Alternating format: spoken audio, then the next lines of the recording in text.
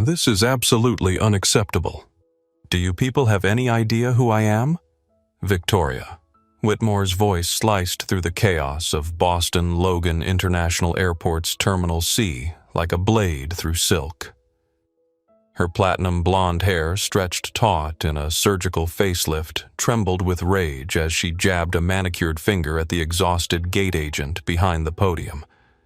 The $80,000 Chanel coat draped across her shoulders caught the fluorescent light, casting shadows that made her appear even more formidable.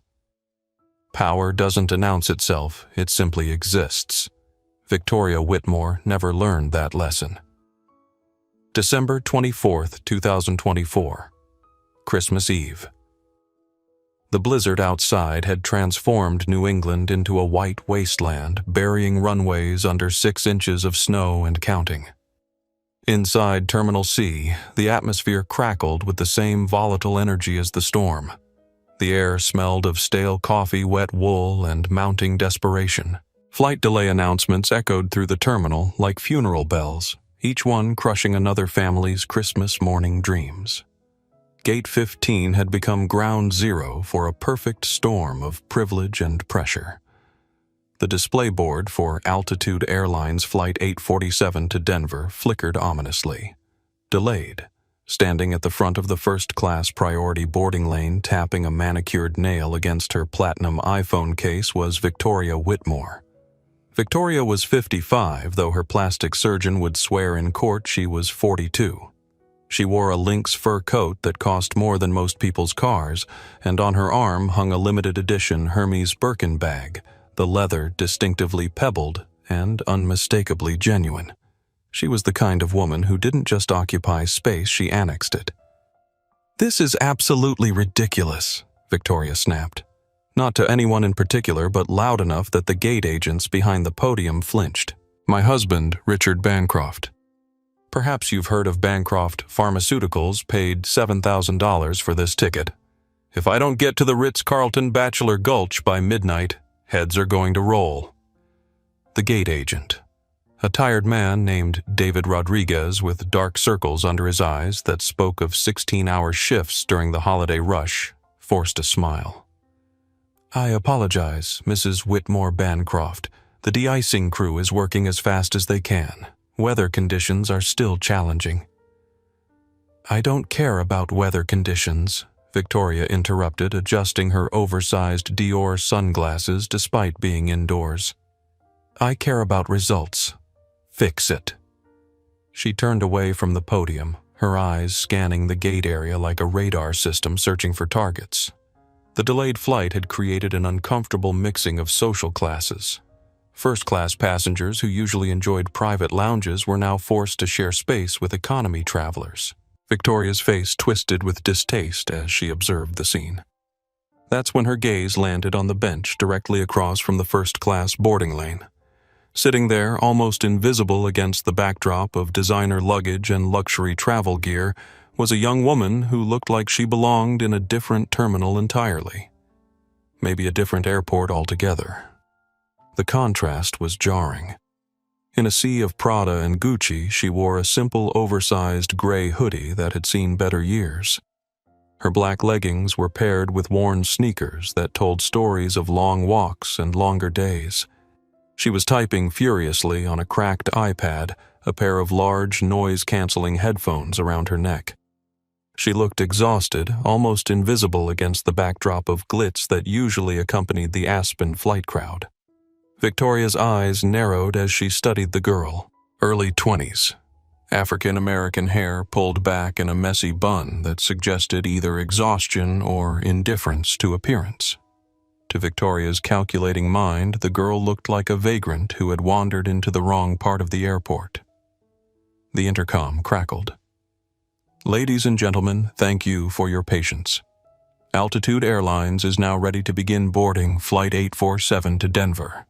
We invite our first-class passengers and Diamond Medallion members to board at this time." The announcement sent a ripple of movement through the gate area.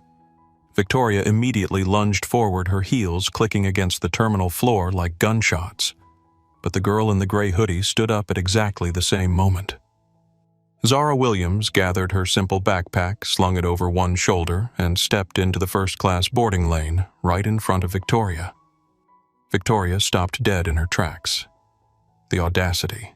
Zara Williams was 26 years old, though the weight she carried in her shoulders made her appear both younger and older simultaneously.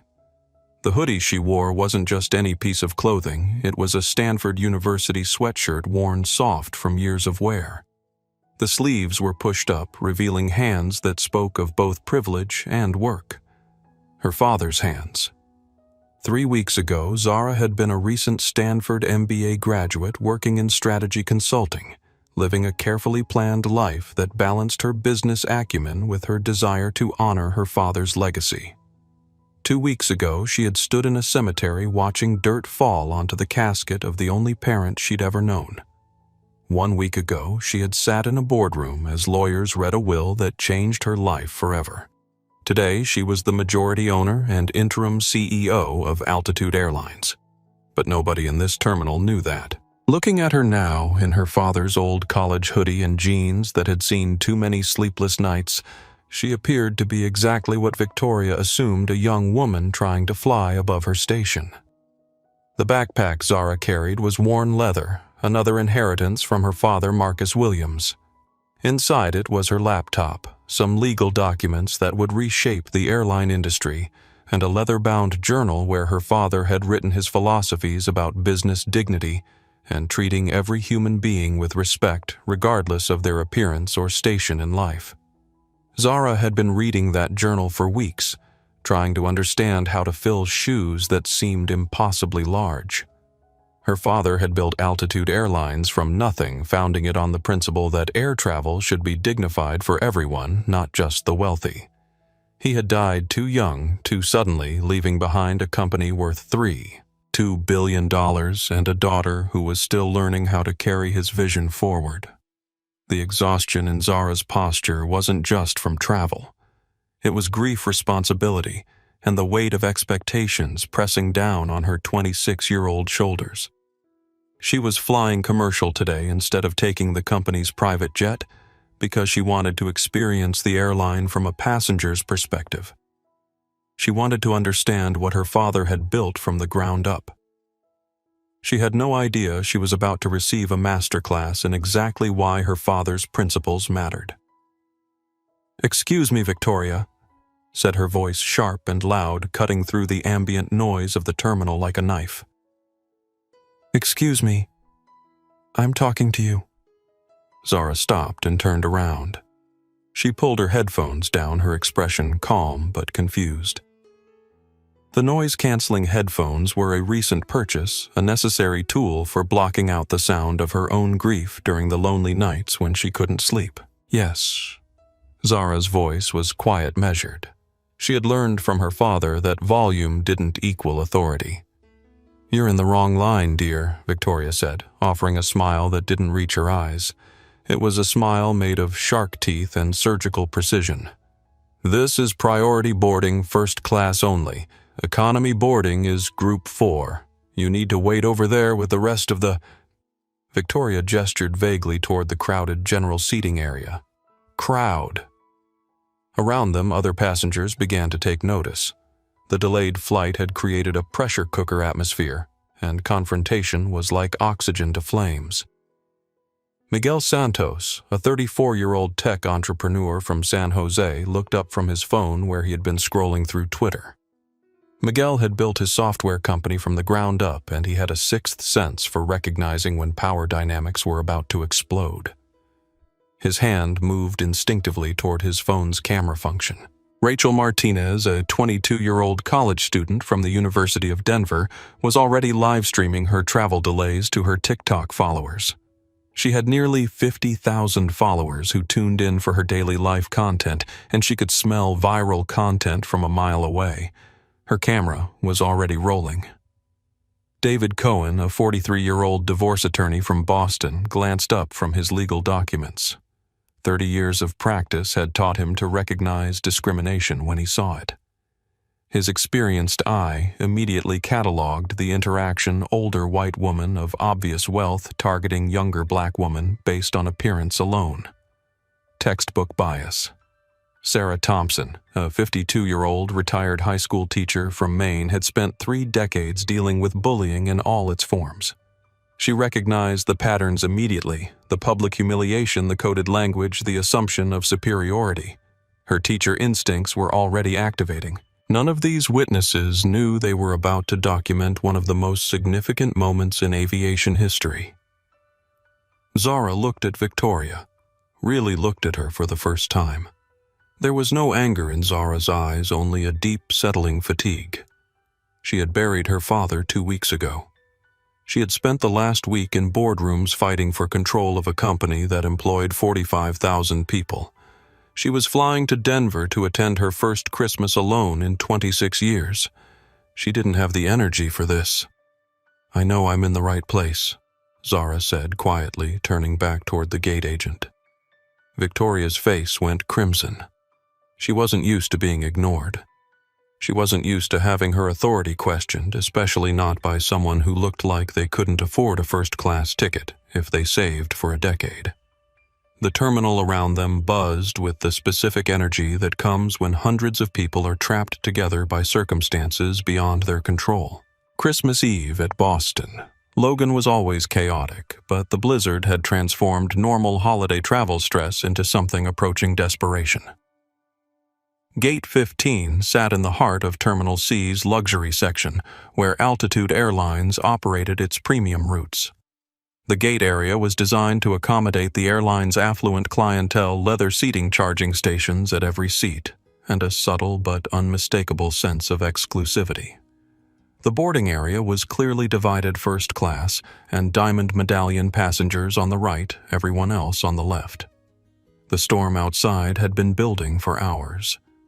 Through the massive windows, passengers could see the tarmac disappearing under waves of snow. De-icing trucks moved like yellow beetles across the white landscape, their lights cutting through the darkness of the late afternoon sky. The meteorologists were calling it the storm of the decade, a nor'easter that was rewriting Christmas travel plans across the entire eastern seaboard. Inside the terminal, the delayed flight had created an uncomfortable social mixing. First-class passengers who would normally wait in private lounges were forced to share space with families clutching economy tickets. The usual invisible barriers between classes had been temporarily dissolved by the weather, creating a pressure cooker where different worlds collided. Victoria Whitmore Bancroft represented everything that Altitude Airlines founder Marcus Williams had built his company to challenge. She was old money wrapped in new surgical enhancements, the kind of passenger who believed that wealth was proof of worth.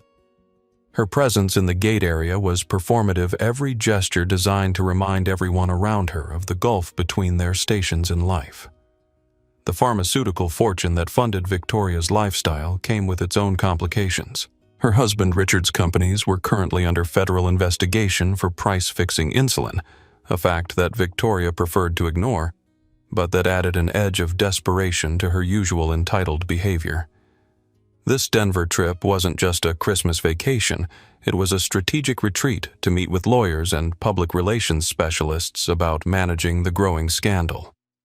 The irony was lost on Victoria that she was flying on an airline founded by a man who had built his fortune by treating people with dignity rather than exploiting their needs. The gate agent, David Rodriguez, had been working for Altitude Airlines for 8 years. He had been personally hired by Marcus Williams during the company's expansion into Boston, and he remembered the founder's words during orientation. "Every passenger who steps onto our aircraft is someone's child, parent, or sibling. Treat them accordingly." David had seen his share of difficult passengers, but the combination of Christmas Eve stress, weather delays, and entitled affluence was creating a perfect storm. He could feel the tension building as Victoria's voice carried across the gate area, and he could see other passengers starting to pay attention. The atmosphere in the terminal was electric, with more than just storm energy. Social media was omnipresent. Nearly every passenger under 30 had a phone out, documenting their travel delays, sharing their frustration, looking for content that might break through the noise of a million other stranded travelers. Miguel Santos had built his tech company by understanding how information traveled in the digital age. He recognized that moments of human conflict had the potential to explode across social platforms, especially when those conflicts revealed uncomfortable truths about society. His finger hovered over his phone's record button. Rachel Martinez had grown up understanding that everything was content. Her generation had been raised on viral videos, and she had developed an instinct for recognizing when ordinary moments were about to become extraordinary. Her TikTok was already live broadcasting to followers who were eager for drama to break up their own holiday monotony. The terminal's architecture seemed designed to amplify conflict. The open spaces and hard surfaces created an acoustic environment where conversations carried farther than intended. Victoria's voice, already pitched to command attention, echoed across the gate area like an announcement. Other passengers were beginning to notice. A family with 3 young children looked up from their tablets. An elderly couple paused their quiet conversation. Business travelers glanced over their laptops. The gate area was transforming from a collection of individual travelers into an audience. The storm outside continued to rage, but inside Terminal C a different kind of storm was building. The kind that happened when assumption met reality, when privilege collided with principle, and when the wrong person picked the wrong target on the wrong day. Altitude Airlines Flight 847 sat on the tarmac like a sleeping giant, its wings being methodically cleared of ice by ground crews who worked with the precision of surgeons. The Boeing 787 was one of the airline's newer aircraft, designed with the luxury amenities that had made Altitude a preferred carrier for business and leisure travelers who could afford premium experiences. The aircraft's first-class cabin featured only 12 seats, each one a private pod that converted to a fully flat bed. Seat 1A was the most coveted position on the plane, a bulkhead window seat that offered both privacy and the best views. It was also the seat that Marcus Williams had always preferred when he flew on his own aircraft, though he had often given it up to passengers celebrating anniversaries, honeymoons, or other special occasions. Today, that seat belonged to his daughter.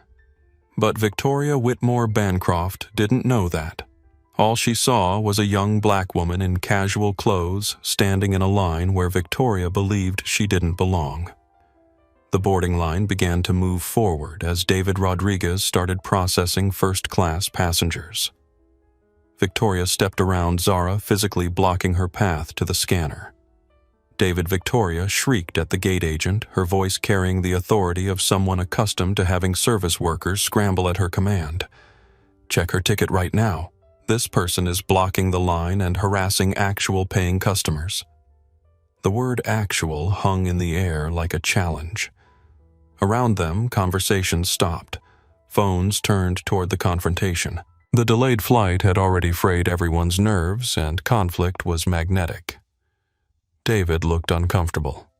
In his 8 years with Altitude Airlines, he had developed a finely tuned sense for when situations were about to spiral out of control. He looked at Zara, then at his computer screen, then back at Victoria. "Ma'am," he said to Victoria, "please step back so I can assist all passengers." "Check her ticket," Victoria demanded, slamming her hand on the counter. The sound echoed through the gate area like a gunshot. Zara sighed quietly. She had hoped to board peacefully to settle into seat 1A and spend the flight reading her father's journal and preparing for the difficult conversations that waited in Denver. Instead, she was becoming the center of a spectacle that was already attracting an audience. She reached into her hoodie pocket and pulled out her boarding pass. The paper was slightly crumpled from being carried in her pocket, but the printing was clear. First class seat 1A, Williams Z. She handed it to David without a word. David scanned the ticket. The machine let out a pleasant ping. A green light flashed on his screen, followed by something that made his eyebrows raise slightly. The passenger information showed more than just a boarding pass. It showed a VIP designation that he had only seen a few times in his career. The kind of designation reserved for airline executives, board members, and family. "Welcome aboard, Ms. Williams," David said, his voice carrying a new note of respect that he couldn't quite hide. "You're in seat 1A. Please enjoy your flight." Victoria froze. Seat 1A. The bulkhead window seat. The best seat on the plane. The seat that the system had told her was blocked for VIP allocation when she had tried to book it weeks ago. "That's impossible," Victoria hissed as Zara walked past her toward the jet bridge. "VIP. She looks like she cleans the VIP lounge, not sits in it." David handed Victoria her own boarding pass, his patience visibly evaporating. "Please board the aircraft, Mrs. Whitmore Bancroft. You're holding up the line." Victoria snatched her ticket, seething. She stormed down the jet bridge, her designer heels clicking against the metal flooring like machine gun fire. The sound echoed through the enclosed space, announcing her approach to everyone within earshot. She wasn't letting this go. No one humiliated Victoria Whitmore Bancroft, especially not someone wearing sneakers that looked like they had walked through half of Boston. As she marched toward the aircraft, Victoria pulled out her phone and fired off a text to her husband Nightmare at airport. Having to deal with unsuitable passengers in first class. Going to handle it personally. Love you. She had no idea that she was walking into a confrontation that would destroy her life and change an entire industry. The storm outside continued to rage, but inside the jet bridge, a different kind of storm was about to begin. The interior of Altitude Airlines Flight 847 was a sanctuary of understated luxury. The first-class cabin featured 12 private suites arranged in a 1-to-1 configuration, each seat upholstered in butter-soft Italian leather the color of champagne. Ambient lighting painted the cabin in warm golden tones, and soft jazz drifted from hidden speakers, creating an atmosphere that whispered rather than shouted its exclusivity. Zara had already settled into seat 1A, the bulkhead window position that offered the most privacy on the aircraft. She had placed her worn backpack in the seat's storage compartment and kicked off her sneakers, revealing mismatched socks, one gray, one navy, that somehow made her appear even younger than her 26 years.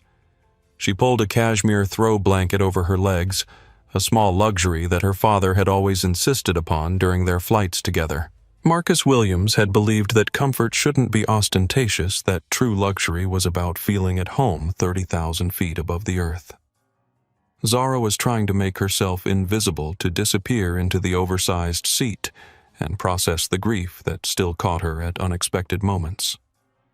In her hands was her father's leather journal, its pages filled with his thoughts about leadership, dignity, and the responsibility that came with power. She had been reading it every day since his funeral, trying to understand how to fill shoes that seemed impossibly large. The journal entry she was reading had been written 5 years earlier during Altitude's expansion into international routes. Today, I watched a gate agent in Frankfurt treat an elderly passenger with such patience and kindness that it reminded me why we do this work. Every interaction is an opportunity to prove that dignity isn't a luxury item. It's a basic human right that should come standard with every ticket. Zara's finger traced the words as the boarding door closed behind another passenger.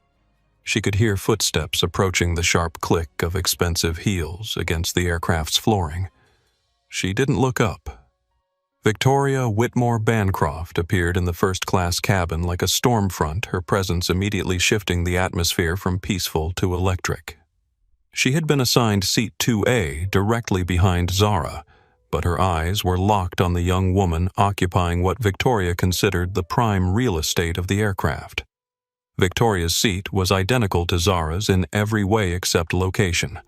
Same leather, same amenities, same level of luxury. But Victoria had spent her entire adult life believing that proximity to privilege was itself a form of privilege. Being in row 2 instead of row 1 felt like a demotion, especially when row 1 was occupied by someone who, in Victoria's mind, had no business being there. "Excuse me," Victoria said, her voice cutting through the cabin's peaceful ambiance like a blade. "I think there's been some kind of mistake." Zara looked up from her father's journal, her expression calm but questioning. "I'm sorry I tried to book seat 1A weeks ago." Victoria continued, her voice carrying across the first-class cabin. "The system said it was blocked for VIP allocation. I paid $7,000 for this ticket, and I don't understand how someone—" She paused. her eyes taking in Zara's hoodie and jeans with obvious disapproval. How someone dressed like that managed to get the best seat on the plane. The other first-class passengers began to take notice. A businessman in seat 3B lowered his Wall Street Journal. An elderly woman in 4A looked up from her iPad. The cabin, which moments before had been filled with the quiet murmur of settled passengers, now buzzed with tension. Sandra Mills, the lead flight attendant, approached from the galley. Sandra was a 15-year veteran of Altitude Airlines, handpicked by Marcus Williams for her ability to handle difficult situations with grace. She had worked directly with the company's founder on developing the airline's service standards, and she knew that every passenger interaction was a reflection of the company's values. "Is everything all right here?" Sandra asked, her voice professionally pleasant, but with an undertone that suggested she was prepared for trouble. "No, everything is not all right," Victoria snapped. "I want to know how the seating assignment was made. I want to know why I'm in row 2 when clearly there was some kind of error with the passenger in row 1.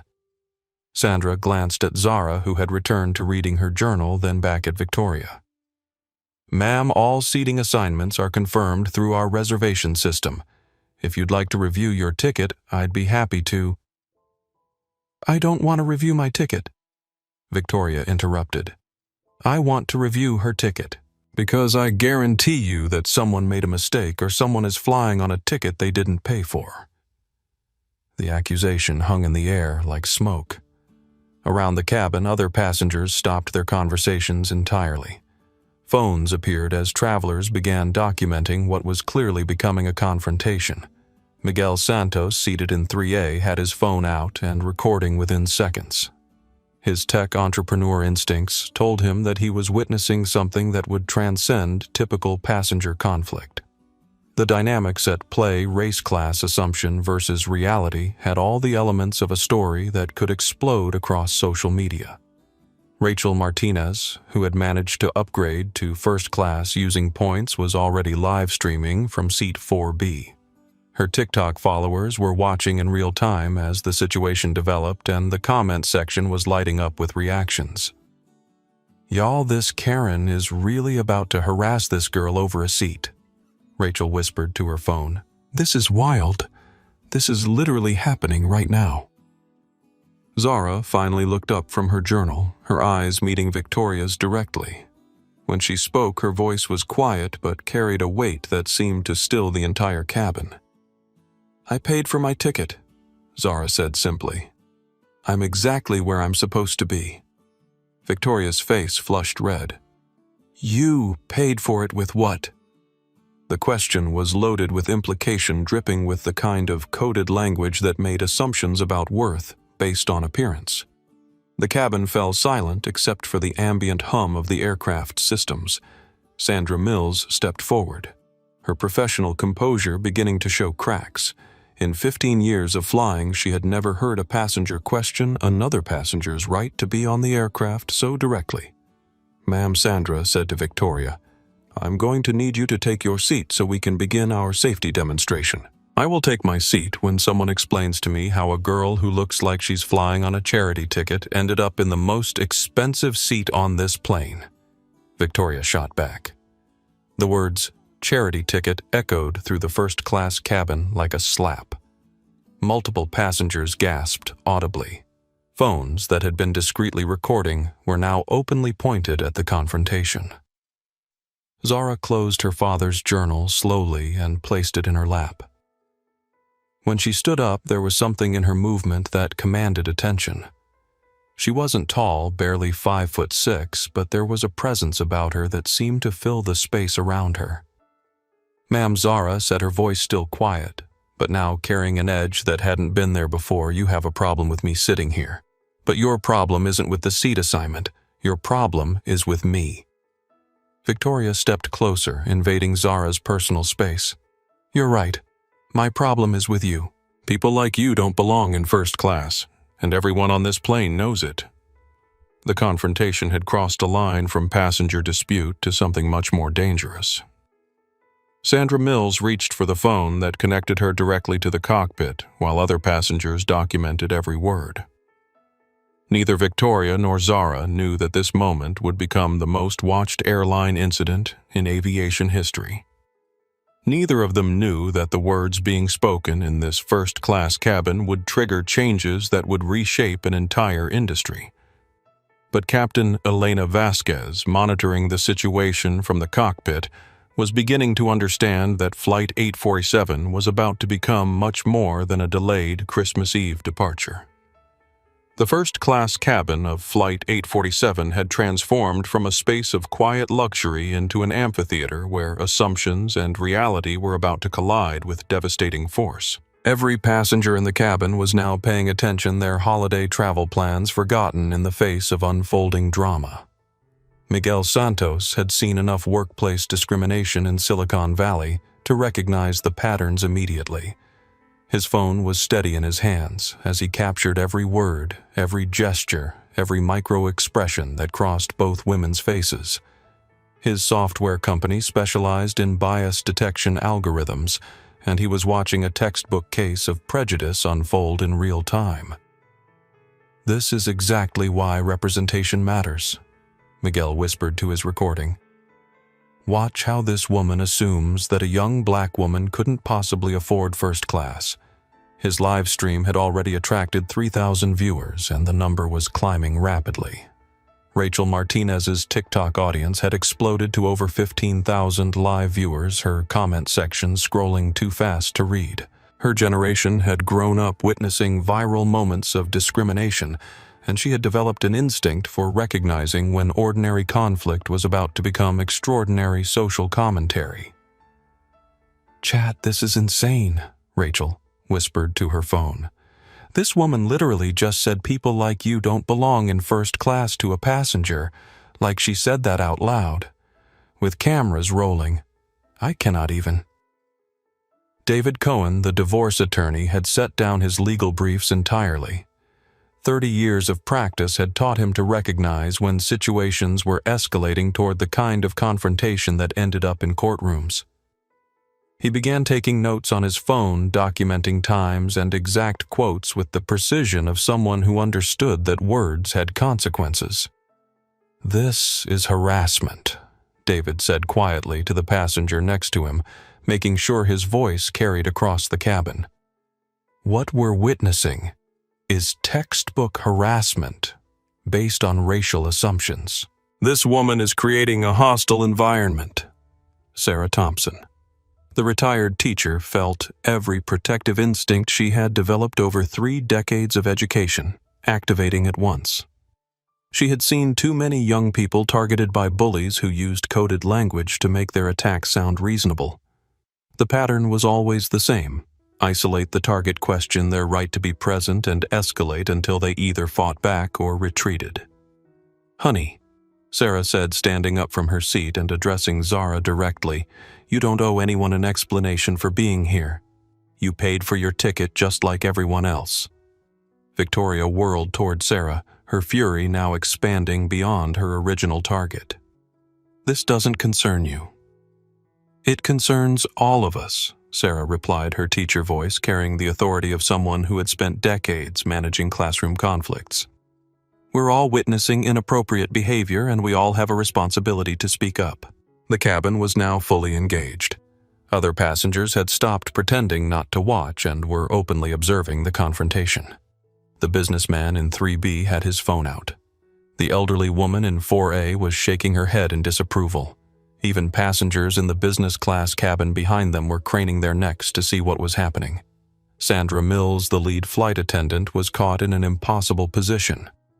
Company policy required her to maintain order in the cabin, but she was watching one passenger openly harass another based on nothing more than appearance and assumption. Her training told her to de-escalate, but her conscience was telling her to protect Zara from increasingly personal attacks. Mrs. Whitmore Bancroft, Sandra said, using Victoria's full name with deliberate emphasis, "I need you to return to your assigned seat immediately. Your behavior is disrupting other passengers." "My behavior?" Victoria's voice rose to a near shriek. "My behavior is asking legitimate questions about how seating assignments are made. My behavior is protecting the integrity of the first-class experience that I paid premium prices to enjoy." Miguel's phone captured every word. Did she just say integrity of the first-class experience, he whispered to his audience. Like she really just said that a black woman's presence diminishes the value of her ticket. This is 2024, y'all. This is happening right now. Rachel's live stream chat was exploding with reactions. Karen alert! Someone get this girl's name. Protect her at all costs. This is about to be everywhere. The social media machinery was already churning. Miguel's Twitter post had been retweeted hundreds of times. Rachel's TikTok had been shared across Instagram and Snapchat. David Cohen was preparing to share the incident with his legal network. Sarah Thompson was texting her daughter, who worked in civil rights advocacy. But none of the witnesses knew the most important fact of all. They were documenting the harassment of the woman who owned the airline. Victoria continued her attack, unaware that every word was being broadcast to thousands of people. "I want to see her boarding pass. I want to see proof that she didn't just walk onto this plane and take whatever seat she wanted." Zara remained standing, her father's journal still in her hands. She looked around the cabin at the faces of the passengers who were watching, some with sympathy, some with horror, all of them documenting the moment when privilege revealed its true face. "You want to see my boarding pass?" Zara asked quietly. "Yes," Victoria snapped. "I want to see exactly what you paid for that seat." Zara reached into her hoodie pocket and pulled out the slightly crumpled boarding pass. She handed it to Sandra Mills, who scanned it with the confidence of someone who knew exactly what she would find. The machine beeped. The screen displayed information that made Sandra's eyes widen slightly. "Miss Williams." Sandra said, her voice carrying a new note of respect that she couldn't hide. "Your seat assignment is confirmed. Is there anything else I can do to make you comfortable?" Victoria froze. The emphasis in Sandra's voice was unmistakable. Something had changed, but Victoria couldn't understand what. She was about to find out.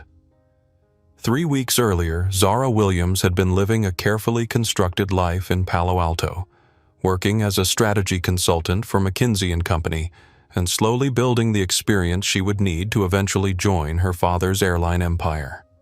She had always known that Altitude Airlines would be part of her future, but Marcus Williams had insisted that his daughter earn her place through merit rather than inheritance. "The airline business isn't about privilege," Marcus had told her during their last conversation. "It's about service. Every decision you make affects real people, trying to get home to their families, trying to attend funerals, trying to celebrate weddings, trying to build lives. Never forget that behind every seat is a human story." The call had come on December 3rd at 2:47 a.m. Pacific Time. Marcus Williams, 58 years old, founder and CEO of Altitude Airlines, had suffered a massive heart attack in his Denver office. He had been working late reviewing safety reports and employee satisfaction surveys when his heart simply stopped. The paramedics found him at his desk, his computer screen still displaying an email to the company's board about expanding their scholarship program for underprivileged students pursuing aviation careers. Zara had taken the red-eye flight from San Francisco to Denver that night, still wearing her consultation clothes from a client meeting, still carrying the presentation materials that suddenly seemed completely irrelevant. She spent the flight staring out the window at clouds that looked like cotton balls, trying to process the reality that the most important person in her life was gone. The funeral had been a study in contradictions. Thousands of Altitude Airlines employees had attended, from pilots and flight attendants to mechanics and gate agents. They shared stories about a CEO who remembered their names, who had paid for their children's college tuitions, who had personally called them when family members were sick. But there were also powerful figures from across the aviation industry, competitors who respected Marcus Williams for changing how airlines treated both employees and passengers. Zara had stood at the podium wearing a black dress that her father had never seen, reading a eulogy that felt inadequate for capturing a man who had revolutionized air travel by treating it as a human service rather than a commodity transport business. My father believed that every person who stepped onto an altitude aircraft was someone's most precious cargo, she had said, her voice carrying across a packed Denver cathedral. He built this company on the principle that dignity isn't a luxury, it's a requirement. The reading of the will had taken place 1 week later in the same Denver office where Marcus had died. Zara sat across from a conference table filled with lawyers, board members, and executives who had helped build Altitude Airlines into a $3.2 billion company. The leather chair at the head of the table, her father's chair, remained empty. The will was straightforward in its complexity. Marcus Williams had left his daughter 78% of Altitude Airlines, making her not just the majority shareholder, but the controlling owner of an airline that employed 45,000 people and served 150 destinations across 6 continents. The remaining 22% was divided among employee stock ownership plans and charitable foundations focused on education and transportation access. But ownership came with conditions. Zara would assume the role of interim CEO immediately, but she would need to prove herself to the board of directors over the course of a year. If the board voted no confidence in her leadership, the controlling stake would transfer to a trust managed by the company's senior executives until she turned 35. Your father wanted to ensure that leadership was earned, not inherited, the lead attorney had explained. He believed you were ready for this responsibility, but he also believed that leadership without accountability was just privilege wearing a business suit. The hoodie Zara wore on Flight 847 had belonged to Marcus Williams during his undergraduate years at Stanford, where he had studied engineering before dropping out to start a small charter airline with borrowed money and unwavering determination. Zara had found it in his Denver apartment while sorting through his personal belongings, and she had been wearing it almost daily since the funeral. It smelled like his cologne and carried the weight of his dreams. The backpack she carried contained more than just personal items.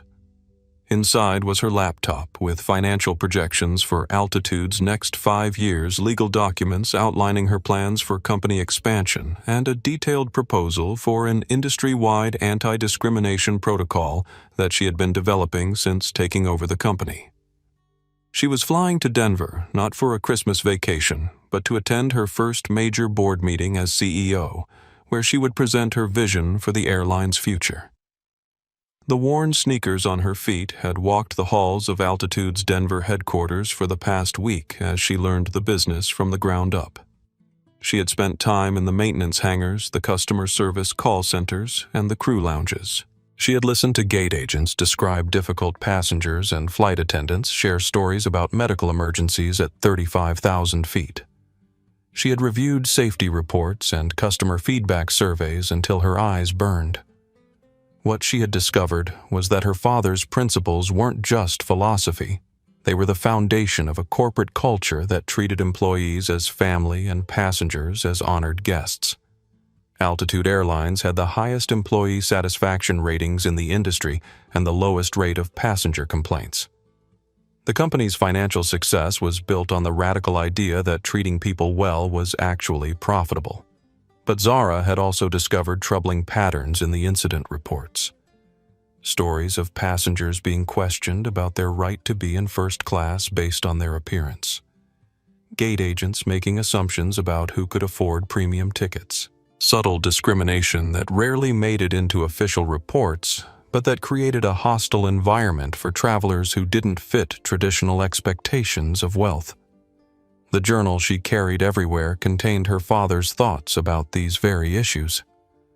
Marcus Williams had written extensively about the challenge of maintaining company values as the business grew, about the difficulty of ensuring that every employee understood that dignity wasn't negotiable, about his fear that success might compromise the principles that had made success possible.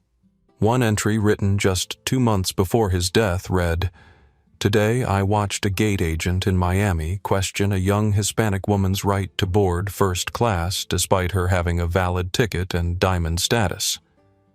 The agent apologized when I intervened, but I realized that my presence shouldn't be required for basic human decency.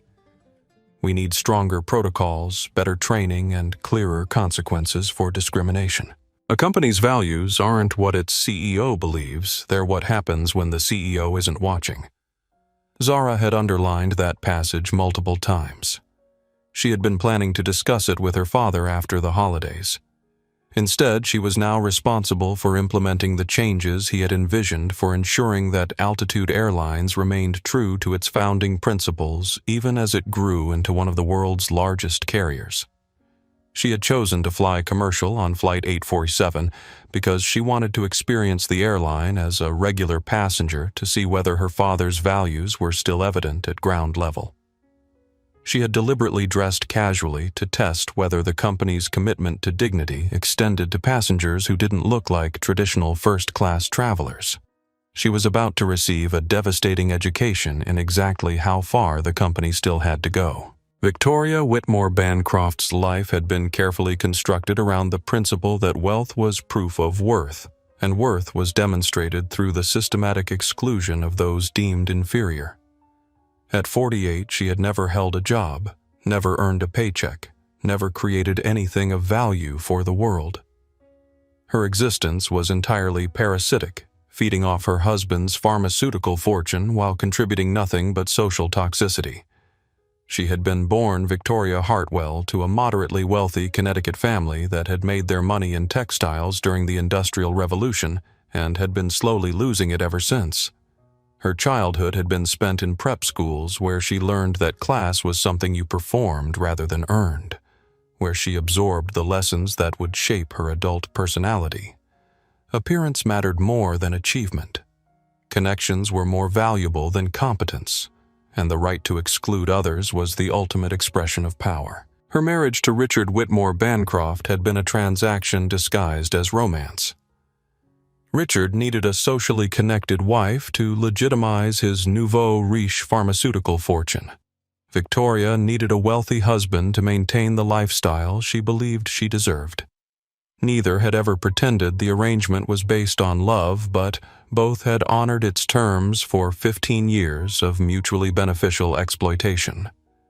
Richard's pharmaceutical empire was built on a foundation that would have horrified Victoria if she had possessed the moral capacity for horror. His companies specialized in acquiring patents for life-saving medications and then raising prices to maximize profits. Insulin EpiPen's cancer medications. If people needed it to survive, Richard found ways to make them pay more for it. The federal investigation that currently threatened their lifestyle had started 6 months earlier when a congressional committee began examining price manipulation in the pharmaceutical industry.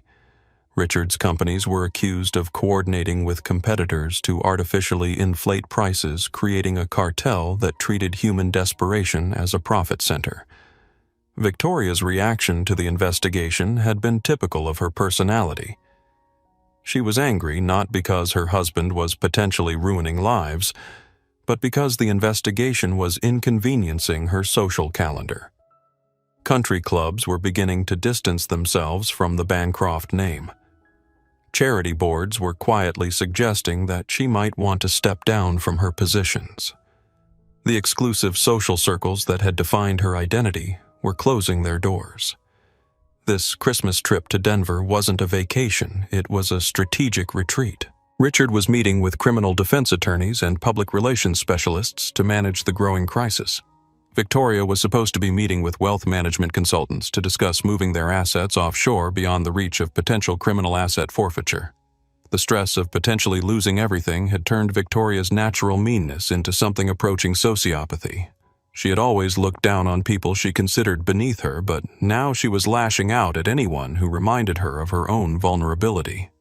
The young black woman in the hoodie represented everything that Victoria's fragile ego couldn't tolerate: youth authenticity, and the audacity to exist in spaces where Victoria believed only people like herself belonged. Victoria's history was littered with incidents like this one. 3 months earlier, she had called the police on a Hispanic family having a birthday party in the public park near her Hamptons estate, claiming they were creating a disturbance when their only crime was existing while non-white in her field of vision. The incident had been recorded by other park visitors and had briefly gone viral on local social media before being forgotten in the endless stream of similar incidents. 2 years ago, she had demanded that a young black woman be ejected from the first-class lounge at Miami International Airport, insisting that the woman was using someone else's membership card. The woman had turned out to be a federal judge, and Victoria had been quietly banned from the lounge network for a year. Last Christmas, she had complained to the management of the St. Regis Aspen about inappropriate guests in the hotel bar, referring to a group of young tech entrepreneurs who happened to be Asian American. The entrepreneurs had been part of a venture capital conference and were worth a combined $500 million. But Victoria's complaint wasn't about their wealth, it was about their race. Each incident followed the same pattern. Victoria would identify someone who didn't match her expectations of who deserved to share her space. She would escalate the confrontation until it became public, and then she would either retreat when faced with consequences or double down when she encountered resistance. What made this incident different was that Victoria was stressed beyond her usual ability to calculate social risk. The federal investigation had shaken her confidence in the armor of privilege that had protected her throughout her adult life. For the first time, she was facing the possibility that money might not be enough to shield her from consequences. The young woman in seat 1A represented everything that Victoria's worldview couldn't accommodate someone who belonged in first class despite not looking like Victoria's mental image of a first-class passenger. The cognitive dissonance was too much for Victoria's fragile ego to process, so she did what she always did when reality contradicted her prejudices: she attacked. Victoria's arsenal of coded language had been refined over decades of polite racism. "People like you" and "inappropriate passengers" and "charity tickets" were phrases designed to communicate racial animus while maintaining plausible deniability. She had learned to weaponize concern to dress up discrimination as customer service, to make exclusion sound like quality control. But Victoria had never encountered someone like Zara Williams. She had never attacked someone who possessed real power, someone who could respond to discrimination, not with anger or retreat, but with consequences that would reshape Victoria's entire life. The pharmaceutical fortune that funded Victoria's lifestyle was about to become worthless compared to the airline fortune that she was currently insulting. The social connections that had protected her from previous incidents were about to become liabilities when her behavior was broadcast to millions of people. The privilege that had insulated her from accountability was about to collide with power that she couldn't recognize or understand. Victoria Whitmore Bancroft was accustomed to winning these confrontations through sheer persistence and social intimidation. She had no idea that she was about to lose everything to a 26-year-old woman in a Stanford hoodie who owned the aircraft they were sitting in. Altitude Airlines had been founded on principles that were revolutionary in an industry known for treating passengers as cargo and employees as expendable resources. Marcus Williams had built the company from a single leased Boeing 737 into a global carrier worth $3.2 billion. But he had never forgotten the values that had driven him to start the airline in the first place. The company's founding philosophy was elegantly simple: treat every person with dignity, whether they were paying for economy or first class, whether they were employees or passengers, whether they were profitable or problematic. This wasn't just corporate messaging. It was embedded in every aspect of the company's operations, from hiring practices to customer service protocols. Employee training at Altitude Airlines included mandatory modules on unconscious bias, cultural sensitivity, and conflict de-escalation. Flight attendants were taught to recognize signs of discrimination and were empowered to intervene when passengers created hostile environments for other travelers. Gate agents were trained to question their own assumptions about who belonged in which cabin class. The company's technology infrastructure included real-time incident reporting that allowed employees to document discrimination immediately. Every interaction between staff and passengers was logged, creating a database that company executives used to identify patterns and implement targeted training. When problems were identified, solutions were implemented quickly and decisively. Marcus Williams had personally reviewed every discrimination complaint, no matter how minor. He had fired employees who demonstrated persistent bias, but he had also created rehabilitation programs for staff who were willing to learn and grow. The company's approach to bias wasn't punitive. It was educational, based on the belief that most discrimination came from ignorance rather than malice. The airline's commitment to dignity extended beyond passenger interactions to employee relations. Altitude Airlines paid above industry wages, offered comprehensive health care, and provided educational opportunities for staff who wanted to advance their careers. The company's employee retention rate was the highest in the aviation industry, creating a stable workforce that understood and embraced the company's values. Customer feedback surveys consistently ranked Altitude Airlines highest in passenger satisfaction, particularly in categories related to respect and dignity. The company had won numerous awards for corporate social responsibility, and its stock had outperformed industry averages for 12 consecutive years. But Marcus Williams had also recognized that maintaining company culture as the business grew was an ongoing challenge. In his final months, he had been developing enhanced protocols for preventing and addressing discrimination, including expanded training programs, stronger accountability measures, and technology solutions for real-time bias detection. The reforms that Zara was planning to implement would take her father's vision even further. She had spent the week since becoming CEO developing a comprehensive anti-discrimination protocol that would become the gold standard for the aviation industry. Her proposal included AI-powered monitoring of passenger interactions, mandatory bias training for all customer-facing employees, and immediate consequences for discriminatory behavior. Flight 847 was about to become the testing ground for whether Altitude Airlines' values were strong enough to survive the most public discrimination incident in the company's history. The confrontation unfolding in the first-class cabin would determine not just Zara's future as CEO, but the airline's reputation as an industry leader in human dignity. The system Marcus Williams had built was about to face its ultimate test. The first-class cabin had become a pressure cooker with every seat occupied by passengers who were no longer pretending to ignore the confrontation unfolding between Victoria and Zara. The ambient jazz that had been playing through the aircraft's sound system seemed absurdly peaceful compared to the electric tension crackling through the air. Sandra Mills stood between the two women, her 15 years of experience with difficult passengers, telling her that this situation was spiraling beyond normal conflict resolution protocols.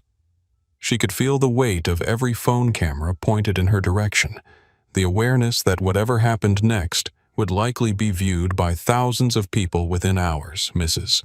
Whitmore Bancroft, Sandra said, her voice carrying the diplomatic tone she had perfected through years of dealing with entitled passengers. I understand your concern about seating assignments, but I can assure you that Ms. Williams's ticket is valid and her seat assignment is correct. Victoria's face had moved beyond red into a shade approaching purple. The stress of the federal investigation, combined with the Christmas travel chaos and her inability to comprehend how a young black woman could afford first class, had pushed her past the point of rational behavior. Valid according to whom, Victoria snapped. I want to speak to someone in authority. I want to speak to the captain. I want someone to explain to me how this airline's reservation system works, because something is clearly wrong here. The irony of Victoria demanding to speak to authority while harassing the ultimate authority on the aircraft was lost on everyone except Zara, who continued to sit quietly in seat 1A, her father's journal still open in her lap. She was watching the confrontation with the detached interest of someone who understood that she was witnessing a masterclass in privilege colliding with reality. Miguel Santos had switched from his personal phone to his professional video equipment, a high-definition camera that he used for creating content about workplace discrimination in tech. His live stream audience had grown to over 8,000 viewers, and the engagement was unlike anything he had ever seen. "This is absolutely wild," Miguel whispered to his camera. "We are watching someone demand to speak to authority while literally harassing the person who owns the company. The irony is so thick you could cut it with a knife." Rachel Martinez's TikTok had exploded beyond her usual audience. Her follower count was climbing in real time as the video was shared across every social media platform. The hashtags were beginning to trend, and her comment section was moving too fast for her to read.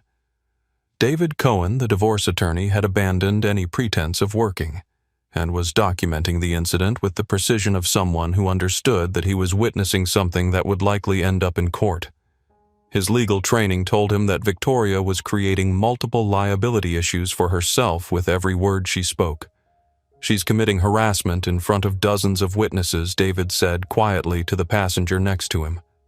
"Everything she's saying is being recorded by multiple people. If this goes to trial, the evidence will be overwhelming." Sarah Thompson, the retired teacher, had moved from her seat to stand in the aisle, positioning herself between Victoria and Zara in a protective stance that came from 3 decades of shielding students from bullies. Her presence seemed to give other passengers courage to speak up. Young Lady Sarah said, addressing Zara directly, "You don't need to justify your presence here to anyone. You have every right to be in that seat." Victoria turned her fury toward Sarah. "This is a private conversation that doesn't concern you." "Nothing about this has been private," Sarah replied, gesturing toward the phones recording the interaction. "You've made your accusations public, so the response is public too. And what I'm seeing is a young woman being harassed for the crime of existing while black in first class. The phrase 'existing while black' hit the cabin like a lightning strike." Several passengers gasped audibly. Victoria's face went white as she realized that her coded language wasn't as subtle as she thought. I never said anything about your twisting my words," Victoria stammered. "I'm repeating your words," Sarah replied calmly. "You've questioned this young woman's right to be here, demanded to see her boarding pass, suggested she didn't pay for her ticket, and used language that makes your assumptions crystal clear." Captain Elena Vasquez had been monitoring the situation from the cockpit through the aircraft's internal communication system. As a Latina woman who had faced her own share of discrimination during her rise through the ranks of aviation, she recognized the patterns immediately. She also knew that the situation was escalating beyond what the flight crew could handle alone. Elena made the decision to intervene directly. The cockpit door opened and Captain Vasquez emerged into the first-class cabin wearing her uniform with its 4 gold stripes that commanded immediate respect. Her presence shifted the entire atmosphere of the confrontation, bringing military precision to what had been civilian chaos. "Ladies and gentlemen," Elena announced, her voice carrying the authority of someone who was responsible for everyone's safety at 35,000 feet, "I'm Captain Vasquez. I've been monitoring this situation and I need to address it before we can continue our departure procedures." Victoria immediately turned toward the captain, relief flooding her face. "Captain, thank you. I've been trying to resolve a seating error with your crew, but no one seems willing to address my legitimate concerns about Mrs. Whitmore Bancroft." Elena interrupted, consulting the passenger manifest on her tablet. "Your concerns have been noted. However, I need to inform you that continuing to harass other passengers is a violation of federal aviation regulations.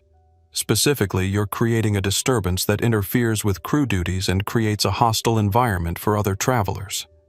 Victoria's mouth opened and closed like a fish gasping for air. "I'm not harassing anyone. I'm asking legitimate questions about how your reservation system—" "Ma'am," Elena said, her voice cutting through Victoria's protestations like a blade. "You've questioned another passenger's right to be on this aircraft, demanded to see her personal documents, made accusations about ticket fraud, and used language that suggests your objections are based on the passenger's race rather than any actual policy violation." The captain's words hung in the air like an indictment. Every passenger in the first-class cabin was recording, and Elena's professional assessment of Victoria's behavior was being broadcast live to thousands of viewers.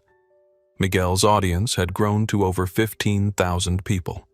His camera captured the moment when Victoria realized that her behavior was being officially documented by the aircraft's captain. "This is unprecedented," Miguel whispered to his live stream. "The captain just called out racial profiling by name. She's not using coded language or diplomatic terms. She's calling it what it is." Elena turned to address the entire cabin. "At Altitude Airlines, we have a zero-tolerance policy for discrimination in any form. Every passenger on this aircraft has the right to travel with dignity regardless of their appearance, age, race, or any other characteristic. Harassment of fellow passengers is not tolerated." Victoria's world was beginning to crumble around her.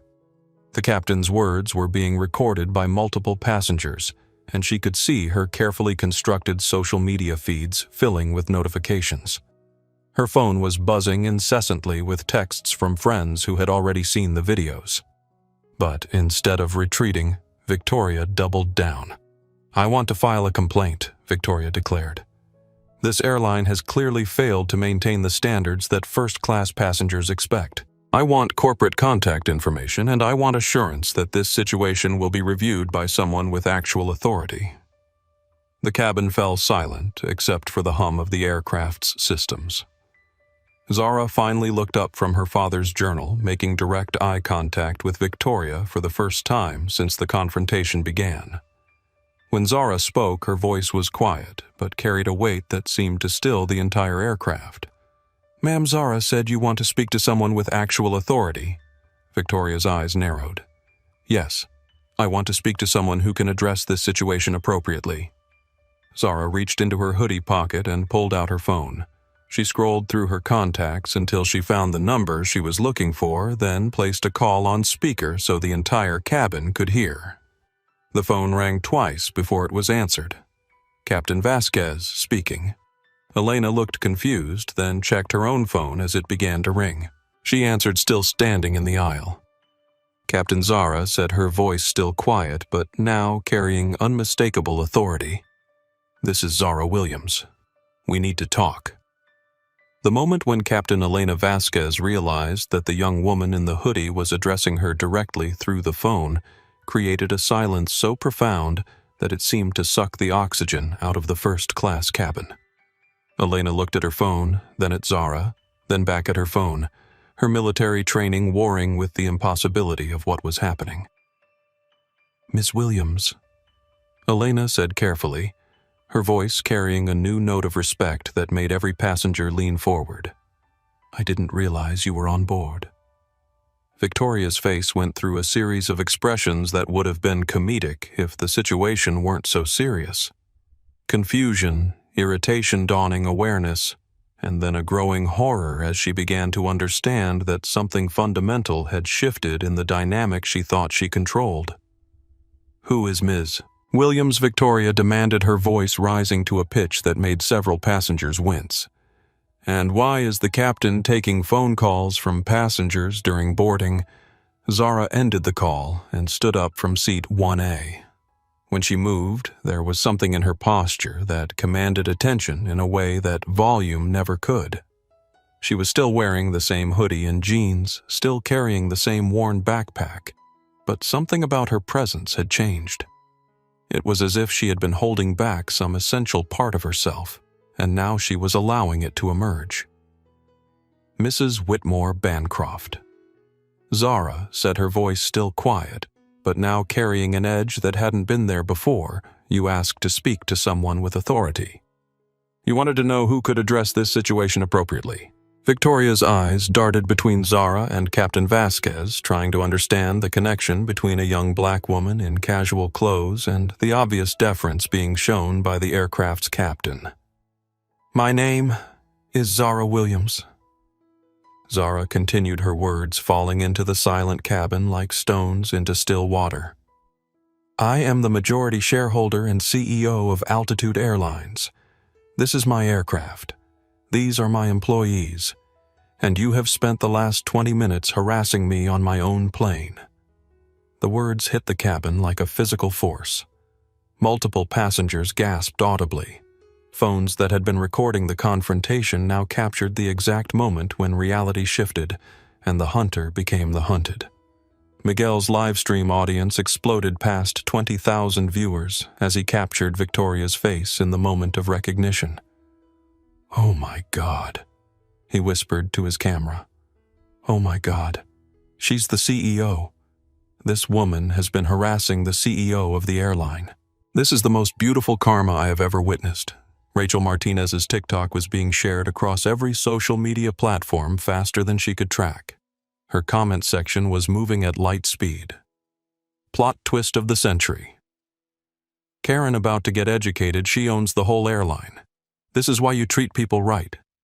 Victoria stood frozen in the aisle, her mouth opening and closing as she tried to process information that didn't fit her worldview. The young black woman she had been harassing wasn't just a passenger who had somehow gotten an upgraded seat. She was the owner of the entire airline.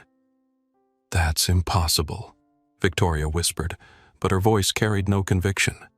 She was remembering the way the gate agent had addressed Zara, the way the flight attendant had shown her deference, the way the captain was treating her with obvious respect, Mrs. Whitmore Bancroft. "Captain Vasquez," said her voice now carrying the formal tone she used for official pronouncements, "you've been speaking to Zara Williams, daughter of Marcus Williams, the founder of Altitude Airlines. Ms. Williams inherited controlling interest in the company following her father's recent death, and she assumed the role of CEO last week." The information hit Victoria like a series of physical blows.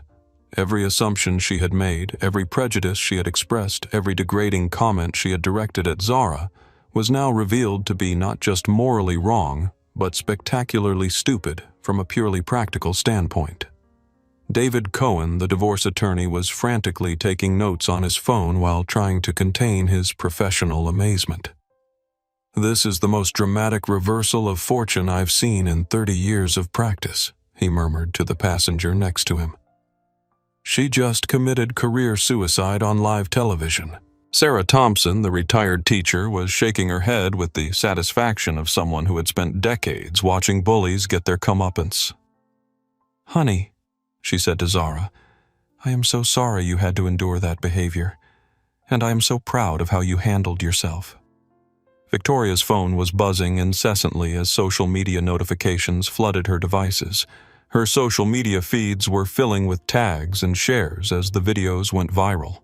She could see her reputation crumbling in real time as friends and acquaintances shared the footage with increasingly horrified commentary. "I didn't know," Victoria said, her voice now small and desperate.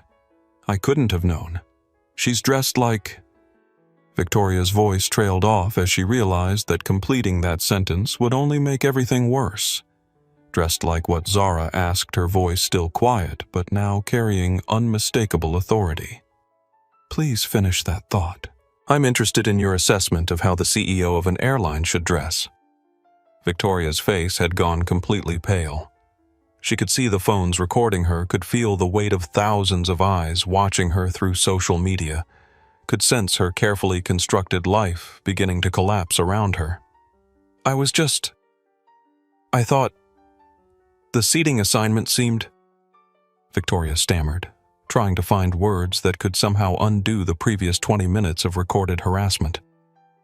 "You thought what exactly?" Zara pressed. "You thought that a young black woman couldn't afford first class. You thought that someone in a hoodie didn't belong in seat 1A. You thought that your assumptions about who deserves dignity were more important than basic human respect." Each question hit Victoria like a hammer blow. She was trapped in the aisle of an aircraft surrounded by witnesses facing someone who possessed the power to destroy her life with a single phone call. Miguel's camera captured every micro-expression on Victoria's face as she realized the magnitude of her mistake. "Ladies and gentlemen," he whispered to his audience, "we are witnessing the exact moment when privilege meets consequences. This is what accountability looks like when it happens in real time." Zara reached into her backpack and pulled out a leather portfolio that contained documents bearing the Altitude Airlines logo. She opened it to reveal paperwork that confirmed her identity and position, though everyone in the cabin already believed her. "These are my corporate credentials," Zara said, holding the documents so that Victoria could see them clearly. "My employee ID, my security clearance, my authorization codes. Everything you demanded to see, and more than you have any right to examine." Victoria looked at the documents with the expression of someone watching their execution warrant being signed. Everything was official. Everything was legitimate, and everything confirmed that she had just committed social and professional suicide on live television. "Ms. Williams," Sandra Mills said, stepping forward with obvious relief. "Is there anything I can do to make the remainder of your flight more comfortable?" "Actually, yes," Zara replied, her voice taking on a businesslike tone that made everyone in the cabin pay attention. "I think it's time to review our passenger conduct policies with Mrs. Whitmore Bancroft." Victoria's knees almost buckled. She could see her entire future crumbling: the social connections, the exclusive memberships, the carefully maintained reputation that defined her entire identity. All of it was collapsing because she had targeted the wrong person on the wrong day. "Please," Victoria whispered, her voice barely audible. "I didn't mean any harm. I was just confused about the seating. I would never intentionally—" "Mrs. Whitmore Bancroft." Zara interrupted, her voice still quiet, but now carrying the weight of absolute authority. "You have created a hostile environment for other passengers, violated federal aviation regulations regarding passenger conduct, and engaged in behavior that directly contradicts everything this airline stands for." The cabin was so quiet that the aircraft's ventilation system sounded like a hurricane. Every passenger was recording, every word was being documented, and Victoria was finally understanding that her actions had consequences that she couldn't buy or manipulate her way out of. Captain Vasquez stepped forward, her military bearing making it clear that the situation had moved beyond passenger service into the realm of federal aviation law. "Mrs. Whitmore Bancroft Elena said, based on your behavior during boarding, I'm declaring you a disruptive passenger under Federal Aviation Regulation 91.111. You are being removed from this flight." The words "being removed from this flight" hung in the air like a death sentence. Victoria's face went through a series of expressions that captured 30 years of entitlement being destroyed in real time. The color drained from her surgically enhanced features as she realized that her privileged life was about to collide with consequences that no amount of money could avoid. "You can't remove me from this flight," Victoria said, her voice rising to a near-hysteric pitch. "I paid $7,000 for this ticket. I have rights. I have connections. My husband will sue this airline into bankruptcy." Zara remained standing in the aisle, her father's journal still in her hands, watching Victoria's meltdown with the detached interest of someone who was witnessing the collapse of everything she had been fighting against her entire career. Mrs. Whitmore Bancroft, Zara said quietly, "Your husband's connections won't help you here. Your threats won't help you here. Your money won't help you here. What might help you here is taking responsibility for your behavior and apologizing to everyone you've harassed." The suggestion of an apology seemed to break something inside Victoria. Instead of contrition, she erupted into rage that revealed the true depths of her prejudice. "Apologize?" Victoria shrieked. "Apologize for what? For expecting first-class service when I pay first-class prices? For questioning why someone dressed like a vagrant is sitting in the most expensive seat on the plane? For having standards?" The word vagrant echoed through the cabin like a gunshot. Every passenger recoiled at the naked racism of the statement.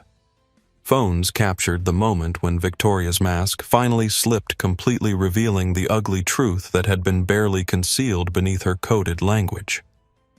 Miguel's live stream audience had exploded past 50,000 viewers. His camera shook slightly as he tried to process what he was witnessing. "She really just called the CEO of the airline a vagrant," he whispered to his audience, on camera, while being recorded by dozens of people. This is beyond stupidity. This is self-destruction on a level I've never seen. Rachel Martinez's TikTok was being shared faster than she could track. The hashtags were trending globally. Her comment section was a mixture of outrage and amazement. Did she really just say that Karen has lost her mind?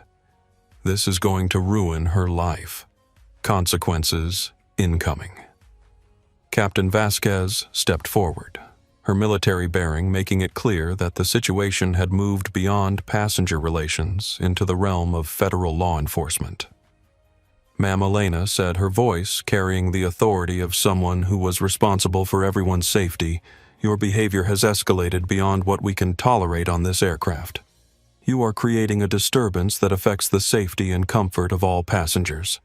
Victoria turned her fury toward the captain. "I am a premium passenger on this airline. I expect premium treatment.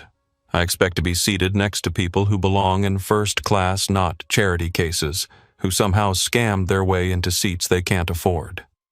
The phrase "charity cases" was the final straw for several passengers who had been containing their outrage. David Cohen stood up from his seat, his legal training telling him that he was witnessing behavior that would be studied in law schools for decades. Ma'am David said, his voice carrying 30 years of courtroom authority, "You are committing harassment, discrimination, and creating a hostile environment based on racial prejudice. Everything you've said has been recorded by multiple witnesses. You are creating massive legal liability for yourself with every word." Victoria turned toward David with contempt. "And who are you to threaten me?" Another passenger who doesn't understand how premium travel is supposed to work. "I'm a federal prosecutor." David lied smoothly, deciding that the situation called for maximum impact. "And I'm watching you commit federal crimes in real time while being recorded by dozens of witnesses." The mention of federal prosecution finally penetrated Victoria's rage. She looked around the cabin with dawning awareness, seeing for the first time the forest of phones pointed at her, the expressions of disgust on every face, the social media notifications flooding her own device. "You people don't understand," Victoria said, her voice becoming desperate. "I'm Victoria Whitmore Bancroft. My husband owns pharmaceutical companies. I sit on charity boards. I have connections throughout this industry. You can't treat me like this." Zara finally spoke, her voice cutting through Victoria's desperation like a blade. "Mrs. Whitmore Bancroft," Zara said, "your husband's pharmaceutical companies are currently under federal investigation for price manipulation. Your charity boards are investigating your conduct after previous incidents were brought to their attention. Your connections in this industry are meaningless because you just harassed the person who employs 45,000 people across 6 continents." The information hit Victoria like a physical blow. Zara had clearly done research on the Bancroft family, had understood exactly who she was dealing with, and had been allowing Victoria to dig her own grave while documenting every shovel of dirt. "How do you know about the federal investigation?" Victoria whispered. "Because I serve on the Business Ethics Council that's cooperating with the Department of Justice," Zara replied. "Because your husband's companies have been on our industry watch list for 2 years. Because when someone harasses me on my own aircraft, I like to understand exactly who I'm dealing with." Victoria's world was collapsing in real time. Not only had she attacked the CEO of a major airline, but she had attacked someone who was connected to the very investigation that threatened her family's fortune. Sarah Thompson, the retired teacher, had heard enough. She stood up and addressed Victoria directly with the voice she had used to discipline students for 3 decades. "Young woman Sarah," said her teacher authority cutting through all the chaos, "you have behaved like a spoiled child who was never taught basic human decency. You have embarrassed yourself, your family, and everyone who has the misfortune to be associated with you."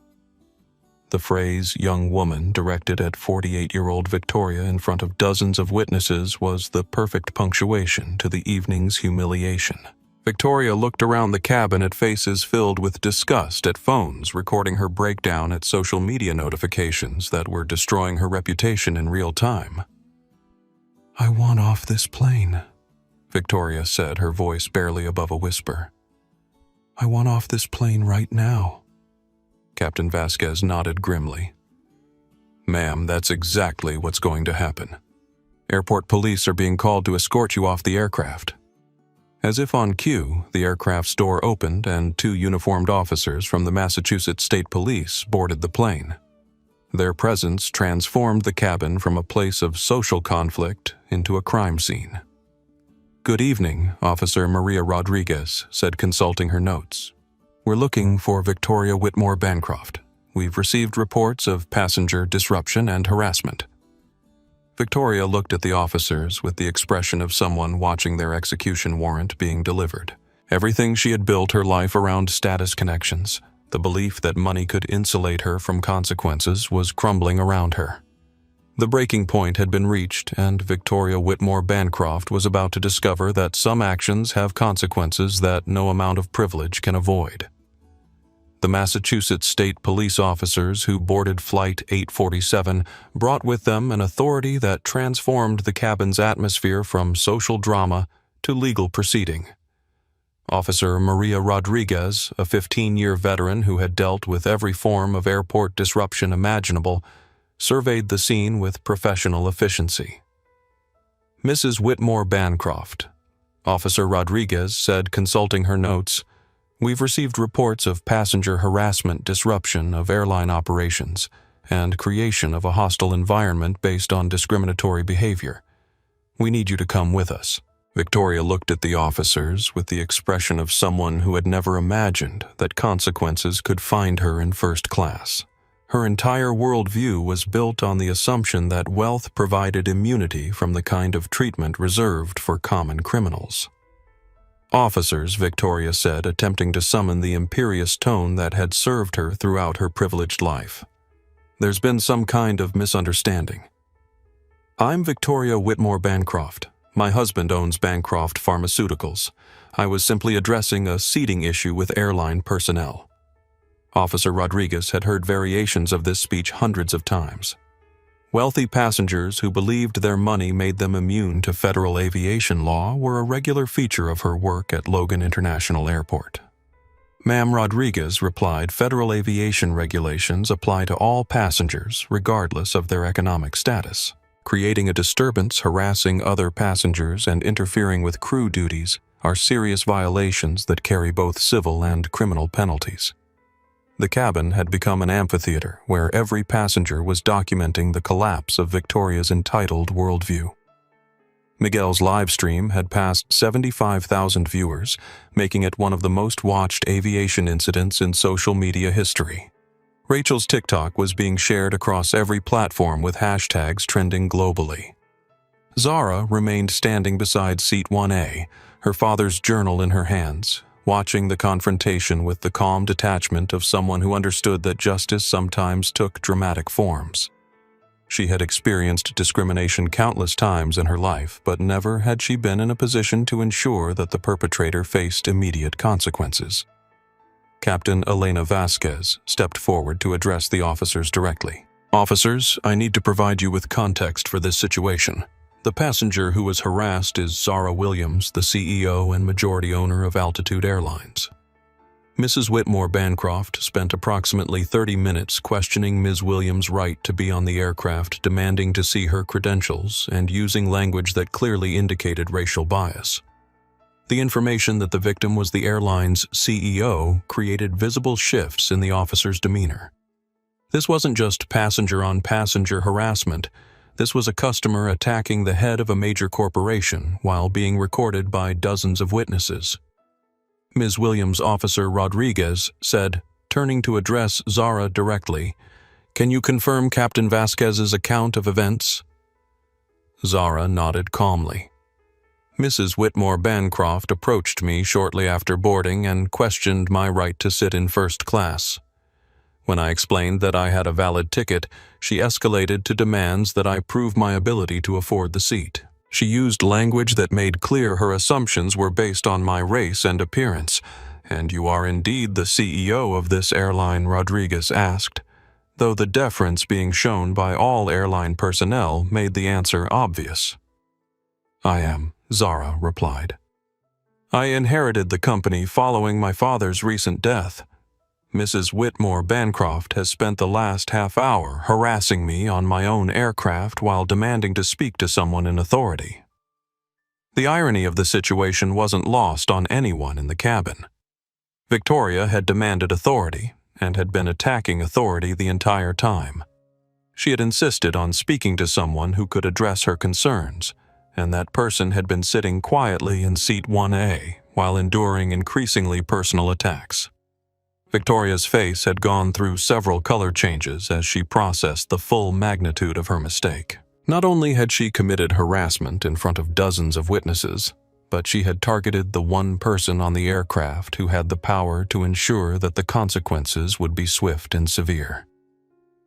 "I want to press charges," Zara said quietly, her voice carrying the weight of someone who had made a difficult decision. Mrs. Whitmore Bancroft created a hostile environment, violated federal aviation law, and engaged in behavior that directly contradicts everything this company stands for. Officer Rodriguez nodded and began reading Victoria her rights, while several passengers continued recording the arrest. The Miranda warning delivered in the first-class cabin of a commercial aircraft created a surreal soundtrack to what was already the most dramatic reversal of fortune any of the witnesses had ever seen. "You have the right to remain silent," Rodriguez began. "Anything you say can and will be used against you in a court of law." Victoria's legs nearly buckled as the reality of criminal charges finally penetrated her shock. "Wait," she whispered. "This is all a misunderstanding. I never meant to harass anyone. I was just confused about seating assignments." "Ma'am," Rodriguez replied, continuing the rights advisement, "dozens of witnesses have recorded your statements over the past 30 minutes. The evidence against you is extensive and clear." Miguel's camera captured the exact moment when Victoria realized that her recorded statements couldn't be denied or reinterpreted. Every threat, every assumption, every degrading comment had been preserved by multiple witnesses with high-definition video equipment. David Cohen, the divorce attorney, was shaking his head with professional amazement. In 30 years of practice, he said to the passenger next to him, "I've never seen someone create such comprehensive evidence against themselves. It's like watching someone build their own prison cell while the guards take notes." Sarah Thompson, the retired teacher, watched the proceedings with the satisfaction of someone who had spent decades hoping that bullies would finally face consequences for their behavior. "Honey," she said to Zara, "your father would be so proud of how you handled this. You showed more grace under pressure than most people show in their entire lives." As Officer Rodriguez finished reading Victoria her rights, her partner began documenting the incident for their report. The extensive video evidence being provided by passengers would create one of the most thoroughly documented cases of aviation harassment in federal court history. Mrs. Whitmore Bancroft Rodriguez said, "You need to gather your personal belongings. You're being removed from this aircraft and taken into custody for processing." Victoria looked around the cabin with desperate eyes searching for someone who might intervene on her behalf. But every face reflected disgust, anger, or simple fascination with watching justice unfold in real time. "Please," Victoria said, turning to Zara with tears beginning to form in her eyes. "I'm sorry. I didn't know. If I had known who you were, if you had known who I was, you would have treated me differently." Zara interrupted, her voice still quiet but now carrying unmistakable steel. "But you should treat everyone with basic dignity regardless of who they are or what you think they can afford." The moral clarity of Zara's response cut through all of Victoria's attempts at manipulation. This wasn't about mistaken identity or misunderstood intentions. This was about fundamental human decency, and Victoria had failed the test spectacularly. As the officers escorted Victoria toward the aircraft door, She made one final attempt to assert the privilege that had defined her entire adult life. "My husband will have your jobs," she called back to the airline personnel.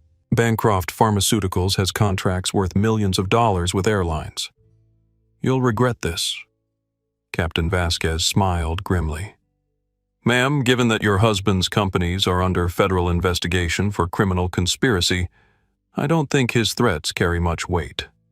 And since you just threatened the CEO of our airline, I suspect those contracts you mentioned are about to be canceled." The threat of contract cancellation finally silenced Victoria completely. She had played her last card and discovered that it was worthless against someone who owned the entire deck. The conference call that took place at 35,000 feet between Zara Williams and the Altitude Airlines Board of Directors would later be studied in business schools as a masterclass in crisis leadership and rapid organizational transformation. Using the aircraft's satellite communication system, Zara connected with 11 board members who were scattered across 4 time zones, all of whom had been monitoring the viral incident in real time. "Ladies and gentlemen," Zara began, her voice carrying through the aircraft's speakers as passengers listened with rapt attention. "Tonight's incident has created both a crisis and an opportunity. We have the chance to transform a moment of discrimination into industry-wide reform that honors my father's vision for dignified air travel." Board Chairman Robert Harrison, participating from his home in Chicago, had spent the last hour reviewing the viral footage and coordinating with the company's legal and public relations teams. "Zara," he said, "the board unanimously supports your handling of this situation. Your grace under pressure and measured response have generated unprecedented positive publicity for the company." But Zara wasn't interested in capitalizing on positive publicity. She was focused on ensuring that no passenger would ever again experience the harassment she had endured, and she had spent the flight developing a comprehensive reform package that would revolutionize how airlines addressed discrimination. "I'm proposing immediate implementation of the Dignity First protocol," Zara announced, reading from notes she had taken in her father's journal. "This will include real-time bias monitoring, enhanced staff training, and immediate consequences for discriminatory behavior by passengers or employees." The protocol Zara outlined was ambitious in scope and unprecedented in the aviation industry. Every customer interaction would be monitored by AI designed to detect patterns of discriminatory language or behavior. Flight attendants would be empowered to remove abusive passengers immediately without requiring approval from ground supervisors. All airline personnel would undergo monthly bias training with career advancement tied to demonstrated commitment to inclusive service. Dr. Patricia Williams, the board member who oversaw human resources, had been taking detailed notes during Zara's presentation. "The technology infrastructure for real-time monitoring will require significant investment," she said. "We're looking at approximately $50 million in development costs over the next 18 months. "Then we'll spend $50 million? Zara replied without hesitation. "Because the alternative is allowing incidents like tonight's to continue happening to our passengers. That's not acceptable under any circumstances." Miguel Santos, who had been live streaming the board discussion to his audience of over 300,000 viewers, provided real-time commentary on the corporate response. "Ladies and gentlemen," he whispered to his camera, "we are watching a 26-year-old CEO commit her company to spending $50 million to prevent discrimination. This is leadership in action." The board vote to approve Zara's Dignity First protocol was unanimous, but implementation would require coordination across every aspect of the company's operations. Chief Technology Officer Sandra Mitchell would oversee development of the bias detection algorithms. Head of Training, Michael Rodriguez, would redesign all customer service curricula.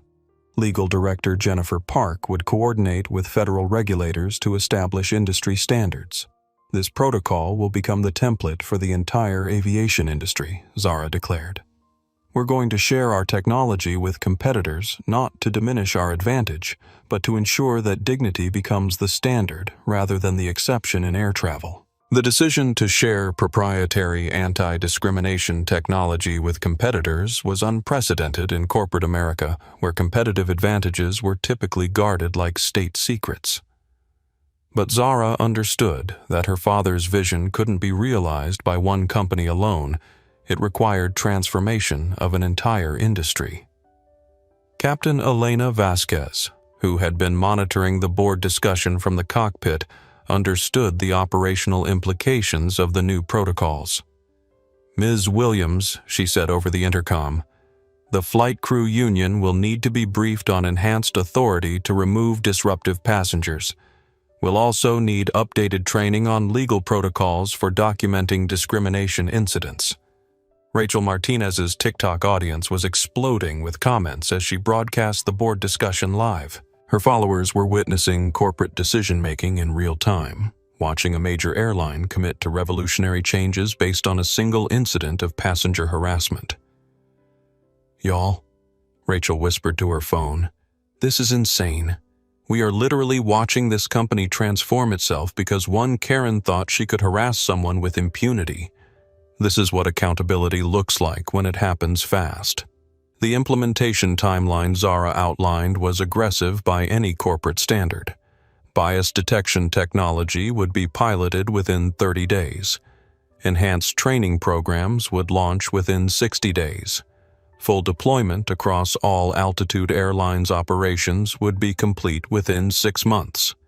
Board member Thomas Rodriguez, who oversaw financial operations, raised concerns about the rapid implementation schedule. "Zara, these timelines are extremely ambitious. Industry-wide transformation typically takes years, not months." "Mr. Rodriguez," Zara replied, "my father spent 32 years building this company on principles of dignity and respect. Tonight's incident proves that we can't afford to wait years for change. Every day we delay implementation is another day that passengers like me face harassment without adequate protection." The personal nature of Zara's commitment to reform resonated throughout the cabin as passengers listened to her outline specific changes that would prevent similar incidents. David Cohen was taking detailed notes for potential coordination with civil rights organizations that had been advocating for stronger anti-discrimination measures in transportation. "Ms. Williams, David said the NAACP and other civil rights groups have been pushing for exactly these kinds of reforms for decades.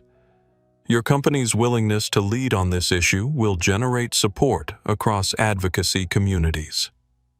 Dr. Margaret Foster, the board member responsible for corporate partnerships, understood the broader industry implications of Zara's announcement. "If we're sharing our anti-discrimination technology with competitors, we need to coordinate with airline industry associations to ensure uniform implementation standards." Dr. Foster Zara replied, "I'll be calling emergency meetings with the International Air Transport Association and the Airlines for America Trade Group. This can't be optional technology that some carriers adopt and others ignore. It has to become industry standard." The scope of transformation Zara was proposing extended beyond technology and training to fundamental changes in corporate culture. Employee performance reviews would include bias incident records. Customer service ratings would prioritize dignity metrics over efficiency measures.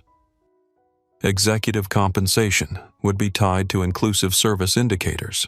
Sarah Thompson, the retired teacher, had spent 3 decades implementing educational reforms, and she recognized the ambition of what Zara was attempting. "Honey," she said, "changing corporate culture is like changing school culture. It requires commitment from leadership, buy-in from staff, and constant reinforcement of new values." "Mrs. Thompson," Zara replied, "that's exactly why we're moving quickly. The longer we take to implement these changes, the more entrenched existing patterns become. We have momentum from tonight's incident, and we need to use it while the entire industry is paying attention." The board discussion concluded with specific assignments for each member and aggressive timelines for reporting progress. Zara had transformed a moment of personal attack into a comprehensive reform agenda that would reshape how airlines addressed discrimination. As Flight 847 began its descent toward Denver, passengers were witnessing more than the resolution of a single incident. They were documenting the birth of a new standard for corporate leadership and social responsibility in the aviation industry. The Suffolk County Detention Center in Boston processed Victoria Whitmore Bancroft with the mechanical efficiency of a system designed to handle hundreds of arrestees every day.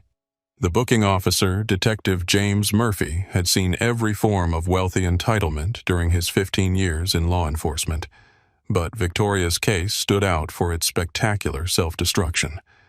Ma'am, Detective Murphy said as he photographed Victoria for her booking record, "I need to inform you that your arrest has generated significant media attention. Multiple news outlets are already reporting on the incident, and the video evidence has been viewed by millions of people." Victoria stared at the camera with hollow eyes, the reality of her situation finally penetrating the shock that had protected her during the arrest. The booking photo would capture her at the exact moment when privilege met consequences. Her surgically enhanced features twisted by the realization that money couldn't undo what she had done.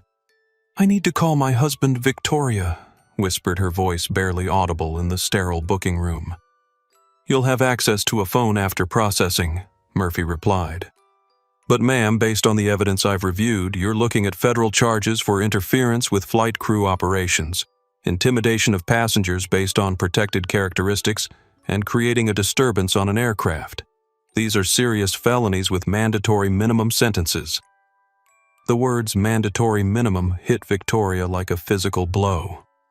She had spent her entire adult life believing that wealth provided immunity from the kind of consequences faced by ordinary criminals. The idea that she could face actual prison time for behavior that she considered normal was incomprehensible. Meanwhile, on Flight 847, the atmosphere had transformed from tense confrontation to celebratory vindication. Passengers who had witnessed Victoria's arrest were sharing their footage with increasingly supportive commentary about Zara's grace under pressure and increasingly harsh condemnation of Victoria's behavior. David Cohen, the civil rights attorney, had connected with other passengers to coordinate their witness testimonies. "Ladies and gentlemen," he announced to the cabin, "what we witnessed tonight was textbook racial profiling and harassment. The video evidence is overwhelming, and Mrs. Whitmore Bancroft's statements created clear federal liability." Miguel Santos was coordinating with his live stream audience to compile the most damaging clips from Victoria's meltdown. His followers had created a comprehensive timeline of her statements from the initial assumptions about Zara's right to be in first class to the final racist epithet that sealed her legal doom. Chat Miguel said to his camera, "We are watching justice happen in real time." This woman thought she could harass a young black woman with impunity, not knowing that she was attacking someone with the power to ensure consequences. The karma is absolutely beautiful. Rachel Martinez's TikTok had been picked up by major news networks, and she was fielding interview requests from reporters who wanted first-hand accounts of Victoria's behavior. Her video had become the primary documentation of the incident, and her commentary was being quoted by civil rights advocates as evidence of generational change in how discrimination is challenged. Captain Elena Vasquez was coordinating with air traffic control to ensure their delayed departure didn't create cascading delays for other flights, but she was also monitoring the social media response to gauge whether additional security measures would be needed upon landing in Denver. Denver approach. Elena radioed Altitude 847 requesting priority handling due to media attention surrounding passenger incident. "We may need law enforcement presence at the gate upon arrival." The control tower had already been briefed about the viral incident, and news vans were assembling at Denver International Airport to document Zara's arrival. The story had grown beyond aviation news into a broader conversation about dignity, leadership, and accountability in corporate America. Zara was reviewing text messages from the Altitude Airlines board of directors who were expressing unanimous support for her handling of the incident, while also coordinating crisis management strategies to capitalize on the positive publicity the company was receiving. Board Chairman Robert Harrison had texted Zara, "Your father would be incredibly proud. You turned a moment of personal attack into a demonstration of company values. The entire board stands behind you. Customer service lines at Altitude Airlines were being flooded with calls from passengers who wanted to book flights specifically because of how Zara had handled the discrimination incident. Social media was amplifying stories from travelers who were sharing their own experiences with airline bias, and many were praising Altitude for its leadership response. In Boston, Victoria's husband Richard was watching CNN coverage of his wife's arrest while his legal team developed strategies for damage control. The pharmaceutical investigation had already made the Bancroft name toxic in business circles. This incident would make them pariahs in social settings as well. Sir, his lead attorney said your wife's statements were recorded by dozens of witnesses in high definition. She used explicitly racial language while harassing the CEO of a major airline. There's no defense strategy that can overcome this evidence. Richard stared at footage of his wife being led away in handcuffs while reporters discussed the broader implications of her behavior. Their social connections, country club memberships, and charitable board positions were all about to disappear as wealthy acquaintances distanced themselves from the scandal. "How much is this going to cost us?" Richard asked. "Sir," the attorney replied, "the financial cost will be significant, but the reputational damage will be irreversible. Your wife just became the face of entitled racism in commercial aviation. That's not something money can fix." Back on Flight 847, Sarah Thompson was coordinating with other passengers to ensure their witness statements would be available for both criminal prosecution and civil litigation. Her teacher instincts had activated fully, and she was treating the incident as a learning opportunity for everyone involved. "Young people," Sarah announced to the cabin, "you've witnessed something historic tonight. You've seen what happens when ordinary citizens refuse to remain silent in the face of injustice. Your documentation of this incident will help prevent similar attacks on other travelers." As Flight 847 reached cruising altitude, the immediate consequences of Victoria's behavior were cascading across multiple industries, legal jurisdictions, and social media platforms. The arrest was just the beginning of a reckoning that would reshape how discrimination was addressed in commercial aviation. 6 months after her arrest on Flight 847, Victoria Whitmore Bancroft sat in a cramped studio apartment in Revere, Massachusetts, surrounded by the debris of her former life. The luxury furnishings, designer clothes, and expensive jewelry that had once defined her identity were gone, sold to pay legal fees, or seized as part of the criminal asset forfeiture process. The federal case against Victoria had concluded with a plea bargain that resulted in 18 months of probation, 500 hours of community service, mandatory bias training, and a criminal record that would follow her for the rest of her life.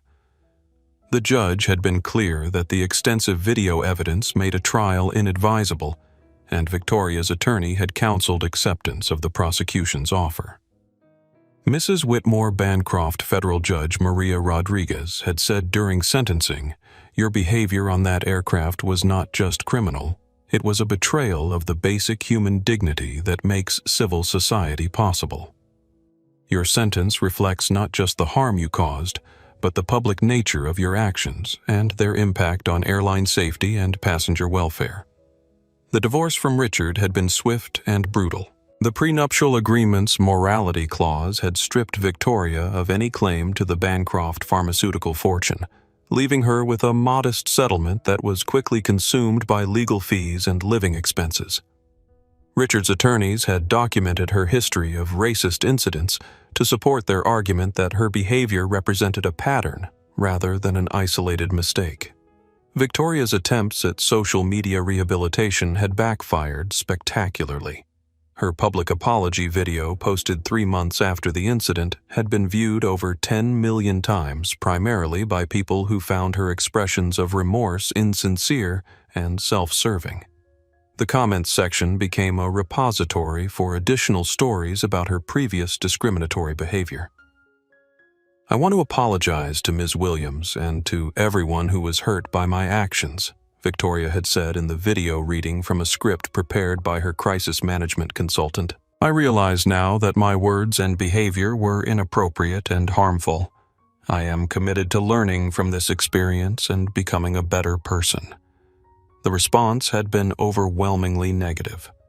Social media users dissected her body language, questioned her sincerity, and shared additional footage from the flight that contradicted her claims of misunderstanding. Hashtags trended for days with users comparing Victoria's video to other failed attempts at damage control by public figures caught engaging in racist behavior. Employment opportunities had proven non-existent for someone whose face had become synonymous with airline discrimination. The few employers willing to consider her application invariably rescinded offers after social media backlash from customers who recognized her name and appearance. Victoria's community service assignment at a food pantry in East Boston had become another source of public scrutiny. Fellow volunteers documented her obvious discomfort with serving clients who were predominantly people of color, sharing videos that showed her struggling to maintain basic politeness during her court-mandated service hours. "She acts like she's afraid the poverty is contagious," whispered Maria Santos, a longtime volunteer who had been assigned to supervise Victoria's community service. "She does the bare minimum required and leaves immediately when her hours are complete." The social isolation Victoria experienced was comprehensive and devastating. Former friends refused to return her calls, fearful that association with her would damage their own reputations. Country club memberships had been revoked.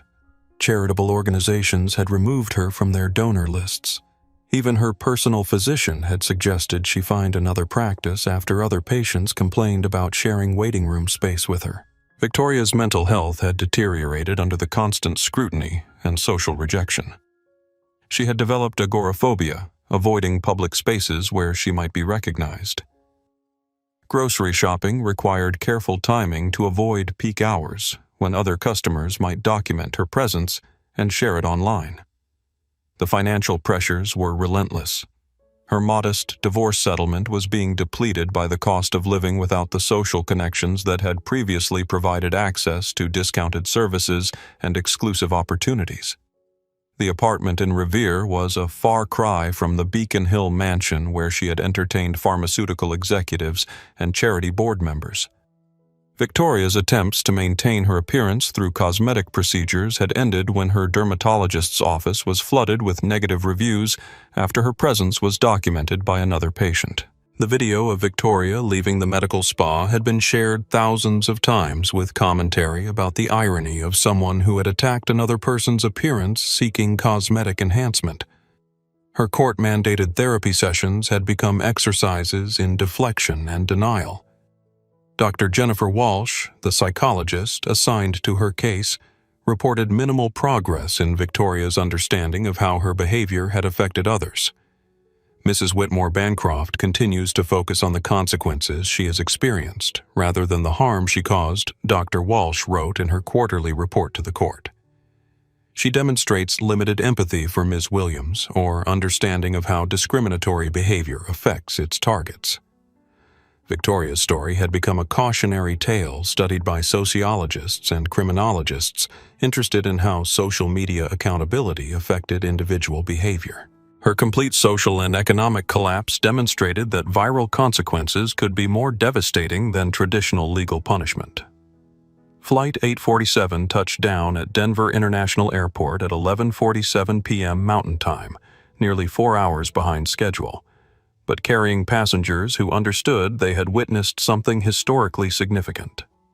The aircraft taxied toward the gate through snow that continued to fall, though the blizzard had weakened to gentle flakes that caught the runway lights like tiny stars. As the aircraft door opened, passengers were greeted by an unprecedented scene. News vans lined the terminal perimeter, their satellite dishes creating a technological forest against the Colorado sky. Airport security had established a media zone where reporters waited with cameras and microphones, all hoping to capture Zara Williams' first public comments as the CEO who had turned discrimination into industry transformation. Captain Elena Vasquez made the final announcement over the aircraft's intercom system. "Ladies and gentlemen, welcome to Denver International Airport. Local time is 11:47 p.m. Thank you for flying with Altitude Airlines, and thank you for demonstrating the values that make air travel a dignified experience for everyone. The applause that erupted from the cabin was spontaneous and sustained. Passengers who had been strangers 8 hours earlier had become allies in documenting one of the most significant civil rights moments in aviation history. They had refused to remain silent when confronted with discrimination, and their courage had enabled justice to unfold in real time. Zara gathered her father's journal and her worn backpack, the same items that had marked her as unworthy in Victoria's prejudiced assessment. As she prepared to disembark, she was surrounded by passengers who wanted to thank her for her grace under pressure and her commitment to transforming airline culture.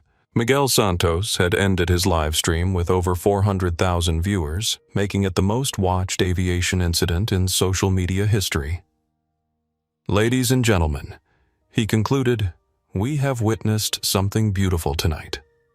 We've seen what happens when quiet dignity meets loud prejudice, and dignity wins every time. Rachel Martinez was coordinating with news producers who wanted to interview her about her documentation of the incident. Her TikTok had been viewed over 20 million times, and her commentary was being quoted by civil rights activists as evidence of generational change in how discrimination is challenged. David Cohen was preparing witness statements that would support both criminal prosecution and civil litigation. Ms. Williams, he said, as they prepared to leave the aircraft, your father would be incredibly proud of how you honored his values tonight. Sarah Thompson, the retired teacher, had the last word as passengers prepared to deplane. Young people, she announced, you've learned something tonight that can't be taught in classrooms. You've learned that refusing to remain silent in the face of injustice is how we create change in the world. As Zara Williams stepped off Flight 847 and into the media glare, she carried with her more than just her personal belongings. She carried the hopes of every traveler who had ever been made to feel unwelcome, the expectations of an industry ready for transformation, and the legacy of a father who had believed that air travel could be a force for human dignity. The flight was over, but the journey toward justice was just beginning. By sunrise on Christmas Day, the footage from Flight 847 had become the most discussed story across every major news platform. CNN led their morning broadcast with a segment titled Karma at 35,000 feet, while NBC dedicated their entire Christmas morning show to analyzing the broader implications of corporate leadership and airline discrimination. Dr. Michael Harrison, a crisis communications expert at Northwestern University, was providing commentary on multiple networks about the unprecedented nature of the incident. What we're witnessing, Dr. Harrison told Anderson Cooper during a live CNN interview, is the complete democratization of accountability through social media. Mrs. Whitmore Bancroft's behavior was documented, distributed, and judged by millions of people within hours of its occurrence. The hashtag #DignityFirst had generated over 2 million posts across Twitter, Instagram, and TikTok, with users sharing their own experiences of airline discrimination, alongside expressions of support for Zara Williams' leadership. The tag had become a rallying cry for travelers who demanded better treatment from airline personnel and fellow passengers alike. Rachel Martinez's original TikTok video had been viewed over 50 million times across all platforms, making her the most watched civilian journalist of the year. Major news networks were competing to secure exclusive interviews with the college student who had inadvertently documented one of the most significant civil rights moments in aviation history. I was just traveling home for Christmas, Rachel told Good Morning America during a live interview from Denver. I never expected to witness someone harass an airline CEO for 30 minutes while demanding to speak to authority. The irony was so perfect it seemed like a movie. Miguel Santos had leveraged his viral live stream into a consulting contract with Altitude Airlines to help develop their social media monitoring systems. His tech company specialized in bias detection algorithms, and Zara had personally recruited him to join her transformation initiative. The beautiful thing about this story, Miguel explained during a CNBC interview, is that it demonstrates how technology can create immediate accountability for discriminatory behavior, Mrs. Whitmore Bancroft couldn't deny her statements or claim they were taken out of context because everything was recorded in high definition by multiple witnesses. Legal scholars were analyzing the case as a perfect example of how digital documentation could strengthen civil rights enforcement. Professor Jennifer Walsh from Harvard Law School published an op-ed in the New York Times titled, "When Cameras Become Witnesses: How Social Media is Transforming Anti-Discrimination Law." The Whitmore-Bancroft incident represents a new paradigm in civil rights documentation, Professor Walsh wrote. Traditional discrimination cases often depend on witness testimony that can be challenged or disputed. But when discriminatory behavior is recorded by multiple sources and distributed to millions of viewers, the evidence becomes incontrovertible. Aviation industry executives were scrambling to assess whether their own companies could survive similar scrutiny if incidents occurred on their aircraft. The stock prices of major airlines were fluctuating based on investor concerns about potential liability from passenger discrimination incidents. United Airlines CEO David Morrison announced during an emergency board meeting that his company would implement enhanced bias training within 60 days. The Altitude Airlines incident has created new industry standards for addressing discrimination, Morrison told reporters. "We cannot afford to be unprepared if similar situations arise on our aircraft." Delta Airlines hired a team of crisis communications specialists to review their existing passenger conduct policies and recommend updates based on the Altitude incident. American Airlines expanded their partnership with civil rights organizations to develop improved training protocols for customer-facing employees. The International Air Transport Association called an emergency meeting of industry executives to discuss uniform standards for addressing passenger discrimination. Zara Williams was invited as the keynote speaker despite being the youngest CEO in the association's history. Ms. Williams has demonstrated that addressing discrimination isn't just morally correct, it's economically smart, IATA President William Thompson announced. Altitude Airlines has experienced unprecedented customer loyalty and positive publicity by taking a strong stance against harassment. Religious leaders were incorporating the incident into Christmas sermons about dignity, respect, and standing up for justice. Reverend Marcus Johnson of the Abyssinian Baptist Church in Harlem delivered a sermon titled "Christmas Dignity: When Angels Wear Hoodies," drawing parallels between Zara's treatment and biblical stories of hospitality and recognition. "Sometimes angels come disguised as ordinary people," Reverend Johnson told his congregation. Zara Williams was treated like an outcast, but she responded with grace that revealed the divine spark in every human being. International media outlets picked up the story as evidence of American progress in addressing racial discrimination. The BBC ran a documentary special titled "Flying While Black How: One Incident Changed an Industry," while Deutsche Welle analyzed the case as an example of how social media could accelerate social justice. Victoria Whitmore Bancroft's arrest had become a cautionary tale studied by public relations professionals worldwide. Business schools were developing case studies about reputation management in the social media age, using Victoria's spectacular downfall as an example of how quickly privilege could collapse when confronted with accountability. Dr. Patricia Stevens, who taught crisis management at Wharton Business School, assigned her students to analyze the incident for lessons about digital age leadership. The Whitmore-Bancroft case demonstrates that in the social media era, every public interaction is potentially a global broadcast, Dr. Stevens explained. Leaders must understand that their behavior can be instantly judged by millions of people.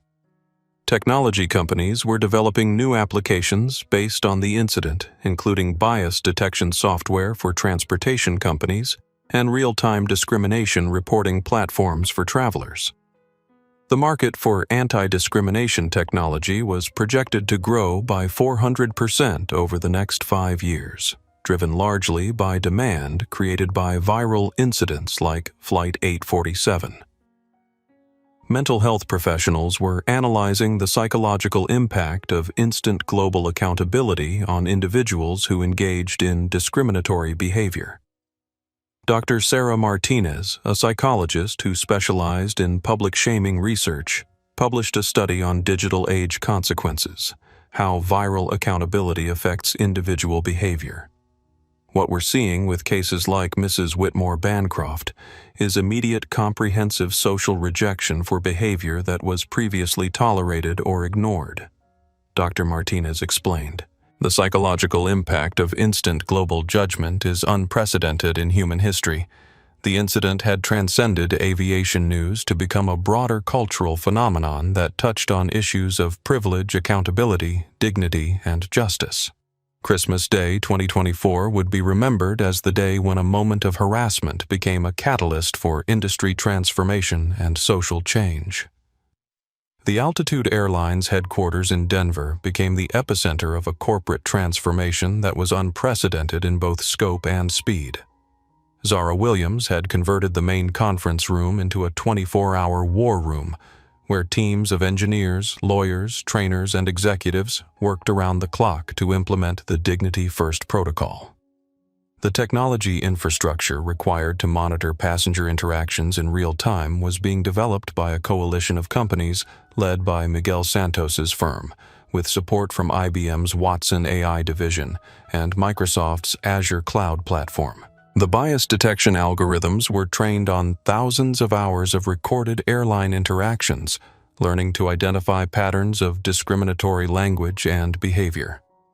Dr. Patricia Williams, who oversaw human resources for Altitude Airlines, was coordinating with civil rights organizations to develop the most comprehensive anti-bias training program in corporate America. The curriculum included modules on unconscious bias, cultural competency, conflict, de-escalation, and legal responsibilities under federal anti-discrimination law. We're not just training our employees to avoid discrimination, Dr. Williams explained during a staff meeting. We're training them to actively promote dignity and inclusion in every interaction. The difference is that we're moving from passive compliance to active advocacy. The flight attendant training program was being completely redesigned to emphasize passenger advocacy over conflict avoidance. Sandra Mills, the lead flight attendant from Flight 847, was promoted to Director of Cabin Dignity Services, a new position created specifically to ensure that discriminatory incidents were addressed immediately rather than ignored or minimized. Flight attendants are the front line of passenger protection, Mills explained to her new team. We can't wait for problems to escalate to involve ground supervisors or law enforcement. We have to intervene at the first sign of harassment or discrimination. Captain Elena Vasquez was leading the development of new cockpit protocols that empowered flight crews to remove disruptive passengers more quickly. The traditional airline hierarchy that required multiple approvals for passenger removal was being streamlined to enable immediate action when discrimination occurred. Safety includes emotional safety, Vasquez told a gathering of Altitude pilots. A passenger who is being harassed is not safe, and a passenger who is harassing others is a threat to everyone's well-being. We have to treat discrimination as seriously as we treat mechanical problems. The legal department, under the direction of Jennifer Park, was developing precedent-setting policies for addressing passenger-on-passenger harassment. Traditional airline policies had focused primarily on passenger behavior toward crew members, but the new protocols addressed the full spectrum of discriminatory conduct. We're establishing that creating a hostile environment for other passengers is grounds for immediate removal, Park explained during a legal briefing. Passengers have a right to travel with dignity, and we're going to enforce that right aggressively. Customer service operations were being restructured around dignity metrics rather than efficiency measures. Traditional airline customer service focused on processing complaints quickly. Altitude's new approach focused on resolving complaints thoroughly with attention to underlying bias issues. Marcus Rodriguez, who had been promoted to Director of Dignity Assurance, was developing a customer feedback system that specifically tracked incidents of discrimination and bias. "We're not just asking customers if they were satisfied with their flight," Rodriguez explained. "We're asking if they felt respected, welcomed, and treated with dignity throughout their travel experience." The company's social media strategy was being completely redesigned to emphasize transparency and accountability. Rather than minimizing negative incidents, Altitude committed to publicly addressing discrimination complaints and sharing the corrective actions being taken. "We're going to be the airline that admits mistakes and demonstrates learning," explained social media director Lisa Thompson. "Transparency builds trust, and trust builds loyalty among customers who value dignity and inclusion." Employee compensation structures were being revised to include dignity metrics alongside traditional performance measures. Customer service representatives, gate agents, and flight attendants would receive bonuses based on positive dignity feedback from passengers. "We're putting our money where our values are," explained Chief Financial Officer David Park. "Employees who create inclusive environments will be rewarded financially, and employees who engage in discriminatory behavior will face immediate economic consequences." The company's hiring practices were being overhauled to prioritize candidates who demonstrated commitment to diversity and inclusion. New applicants were required to complete bias assessments and participate in role-playing exercises that tested their responses to discriminatory scenarios. "We're not just hiring people who can do the job," explained Director of Talent Acquisition Maria Santos. "We're hiring people who can do the job while advancing our mission of dignified travel for everyone." Partnership agreements with other airlines were being modified to include dignity standards. Altitude's code-share arrangements now required partner airlines to meet equivalent anti-discrimination standards or risk contract cancellation. "We can't control how other airlines treat passengers," explained Director of Partnerships Robert Chen. "But we can control which airlines we associate our brand with, and we're only partnering with companies that share our commitment to passenger dignity." The aircraft fleet was being retrofitted with enhanced recording capabilities to document passenger interactions for quality assurance and legal protection. The new systems could automatically flag conversations that contained potentially discriminatory language for human review. "Technology is enabling us to identify problems before they become incidents," explained Chief Technology Officer Sandra Mitchell. "We can intervene when passengers begin exhibiting bias rather than waiting for full-scale harassment to occur." Training partnerships were established with major universities to conduct ongoing research into aviation discrimination and develop evidence-based solutions. The University of Denver's Business Ethics Institute was conducting a longitudinal study of Altitude's transformation to document best practices for other companies. "We're treating dignity as a business discipline that requires ongoing research and development," explained Director of Corporate Research Jennifer Walsh. "This isn't a one-time program. It's a permanent commitment to understanding and preventing discrimination." The company's annual report was being restructured to include comprehensive dignity metrics alongside traditional financial measures. Shareholders would receive detailed information about discrimination incidents, training outcomes, and passenger feedback related to inclusive service. "We're demonstrating that companies can be profitable and principled simultaneously," explained Investor Relations Director Michael Harrison. "Our dignity initiatives are generating customer loyalty, employee satisfaction, and positive publicity that directly translates to financial performance." The transformation of Altitude Airlines was being documented by Harvard Business School as a case study in rapid organizational change. Professor Dr. Patricia Stevens was embedding with the company to observe how corporate culture could be modified quickly when leadership was committed to fundamental transformation. "What Zara Williams has accomplished in 6 months typically takes organizations several years," Dr. Stevens observed. "The combination of moral urgency, financial investment, and comprehensive implementation has created a template for how companies can address discrimination effectively." By the 6-month anniversary of the Flight 847 incident, Altitude Airlines had become the gold standard for dignified air travel. Customer satisfaction ratings were at record highs, employee retention had improved dramatically, and the company's stock price had increased by 35% as investors recognized the financial value of ethical leadership.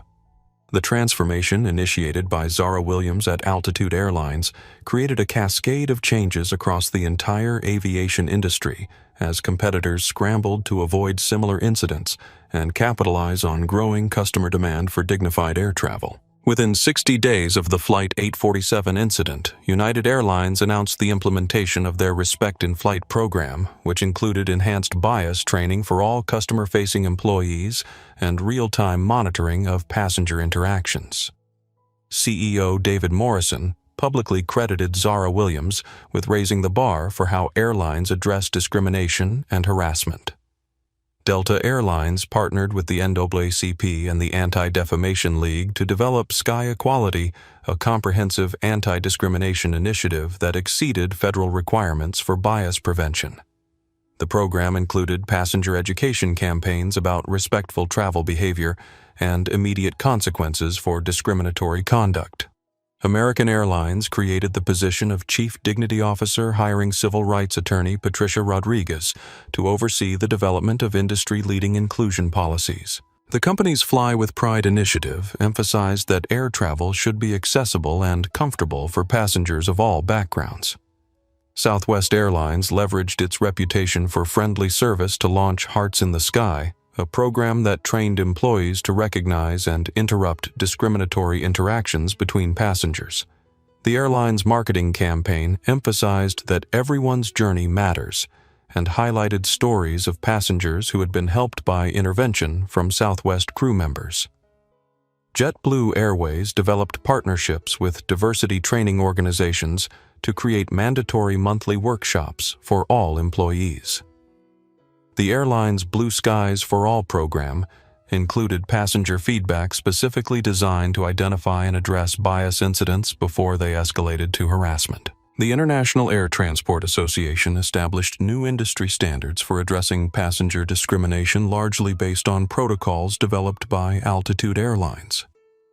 The IATA Dignity Standards required member airlines to implement bias detection enhanced training programs and immediate consequences for discriminatory behavior. Federal regulators responded to industry changes by updating guidelines for addressing discrimination complaints. The Department of Transportation created new reporting requirements that tracked bias incidents across all airlines and established benchmarks for industry performance on inclusion measures. The Federal Aviation Administration expanded existing regulations to include specific protections against passenger-on-passenger harassment. The new rules empowered flight crews to remove passengers who created hostile environments and established criminal penalties for discriminatory behavior on aircraft. Congressional hearings were held to examine discrimination in transportation industries, with Zara Williams testifying about the need for stronger federal oversight of bias incidents. Her testimony led to bipartisan legislation requiring annual dignity audits for all airlines receiving federal contracts. International aviation authorities adopted similar standards, recognizing that discrimination incidents could damage entire countries' tourism industries. The European Union's Aviation Regulatory Agency implemented dignity requirements for all airlines operating in European airspace. Customer behavior began shifting as travelers increasingly chose airlines based on their inclusion policies rather than just price and schedule convenience. Surveys showed that 73% of passengers were willing to pay premium prices for airlines with strong anti-discrimination records. The industry transformation initiated by a single incident on Flight 847 demonstrated how individual acts of courage could create widespread change when supported by leadership committed to justice and accountability. Logan International Airport buzzed with the familiar chaos of Christmas Eve travel, but the atmosphere in Terminal C felt different from the previous year. Digital displays throughout the terminal featured Altitude Airlines' Dignity First messaging, alongside traditional holiday decorations, creating a subtle but powerful reminder that respectful travel had become the industry standard.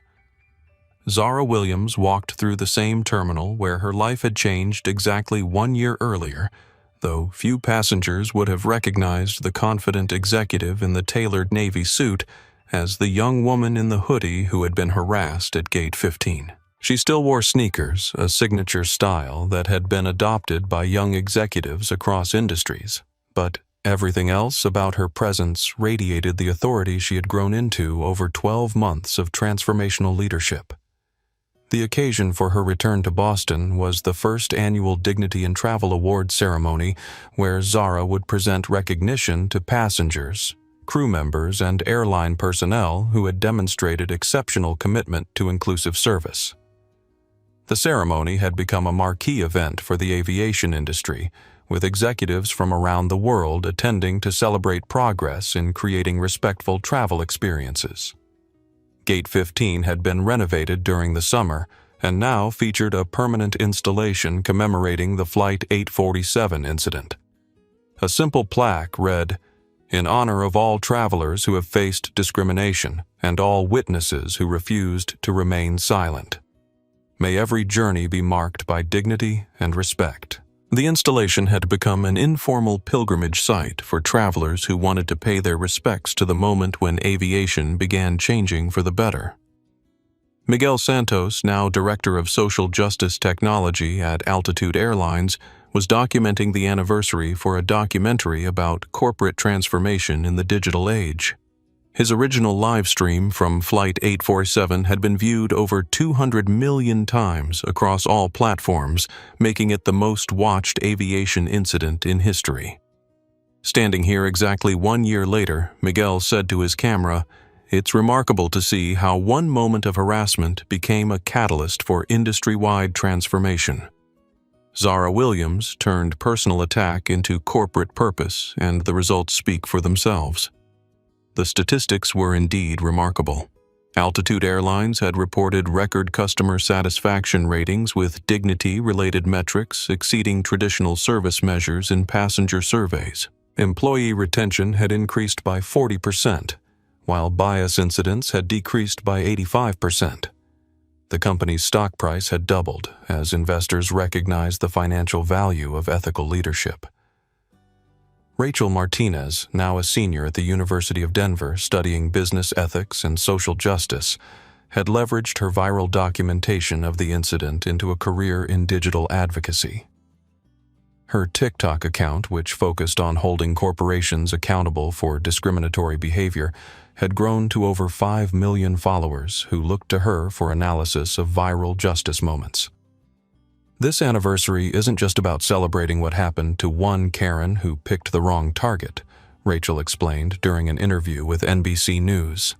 It's about recognizing that ordinary people with phones have the power to create accountability for behavior that was previously ignored or tolerated. David Cohen had transitioned from divorce law to civil rights advocacy, inspired by his witness experience on Flight 847. His legal practice now specialized in aviation discrimination cases, and he had successfully litigated dozens of incidents that had been documented by passenger videos. The Whitmore-Bancroft case changed how we approach discrimination evidence, Cohen explained to his law students during a guest lecture at Boston University. When harassment is recorded by multiple witnesses and distributed to millions of viewers, denial becomes impossible and justice becomes inevitable. Sarah Thompson had become an unlikely advocate for digital age activism, speaking at conferences about the responsibility older generations had to support younger people who documented injustice. Her response to the Flight 847 incident had made her a symbol of intergenerational solidarity in fighting discrimination. "Young people today are braver than we ever were," Sarah told an audience at the AARP convention. "They don't just hope that someone in authority will address injustice. They create their own authority by bearing witness and sharing truth." Captain Elena Vasquez had been promoted to Chief of Flight Operations at Altitude Airlines, where she oversaw implementation of dignity protocols across the entire fleet. Her military background and calm leadership during the original incident had made her the ideal executive to ensure that similar situations would be handled with both professionalism and principle. The anniversary also marked the completion of Altitude's technology transformation. Every aircraft in the fleet now featured AI-powered bias detection that could identify potentially discriminatory language and alert crew members to intervene before harassment escalated. The technology had been licensed to over 30 airlines worldwide, creating industry standards for passenger protection. As Christmas Eve 2025 drew to a close, the aviation industry had been fundamentally transformed by a single moment of courage in the face of discrimination. Flight 847 had become more than just a travel incident. It had become a symbol of how individual dignity could reshape entire industries when supported by leadership committed to justice. The private memorial service that Zara Williams held for her father on Christmas morning 2025 was attended by the same witnesses who had supported her during the most difficult moment of her life. In a conference room overlooking Boston Harbor, she gathered with Miguel Santos, Rachel Martinez, David Cohen, Sarah Thompson, and Captain Elena Vasquez to reflect on a year that had transformed personal trauma into corporate purpose. My father always believed that the best way to honor someone's memory was to continue their work. Zara told the small group gathered around the table where she had placed her father's leather journal alongside photos from the previous year's achievements. I spent this year learning that healing doesn't come from avoiding pain, it comes from transforming pain into purpose. The grief that had driven Zara to wear her father's hoodie on that December flight had evolved into a different kind of emotional weight, the responsibility of leadership in an industry that touched millions of lives every day. She had learned to carry both sorrow and success, understanding that personal loss could fuel professional transformation without defining it.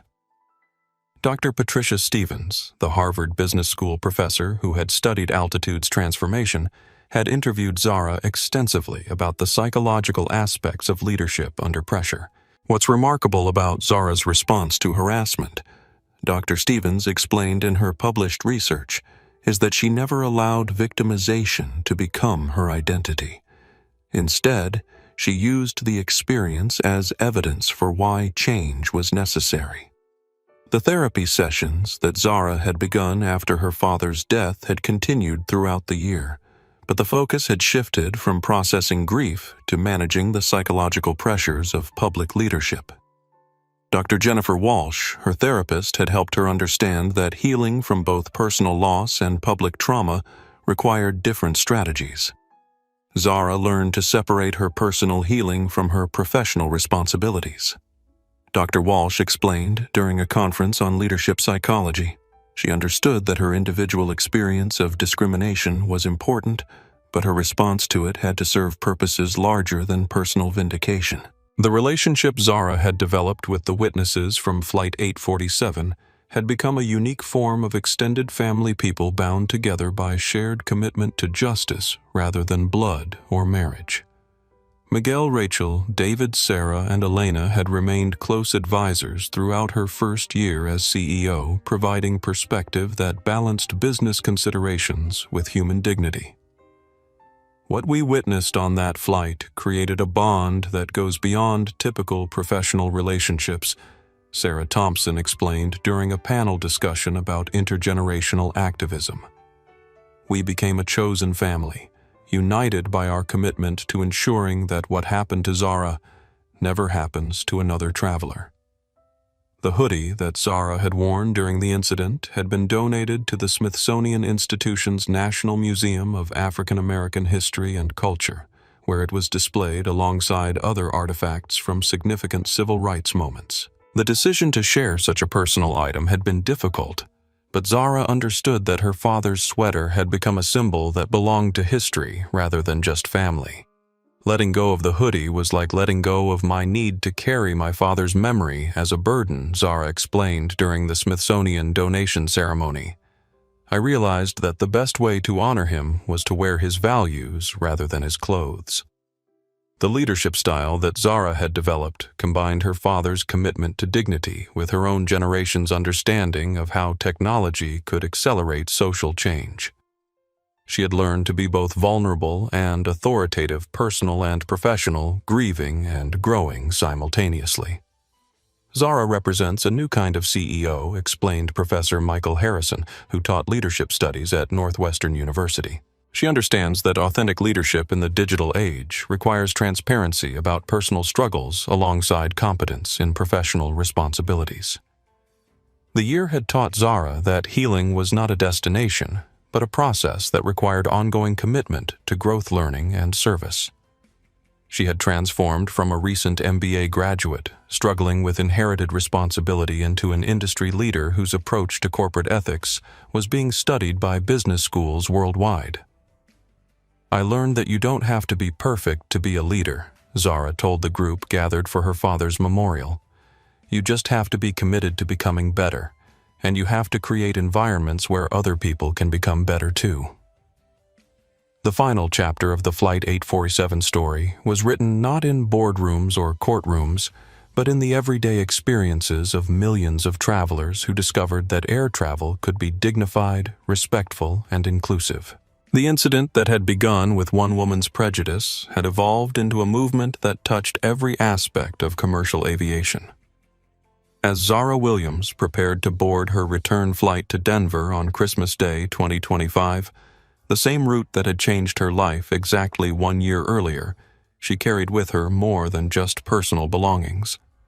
She carried the hopes of every traveler who had ever been made to feel unwelcome, the gratitude of every airline employee who now felt empowered to protect passenger dignity, and the legacy of a father who had believed that transportation could be a force for human connection rather than division. The aircraft she boarded was operated by Delta Airlines, one of dozens of carriers that had licensed Altitude's Dignity technology and implemented similar passenger protection protocols.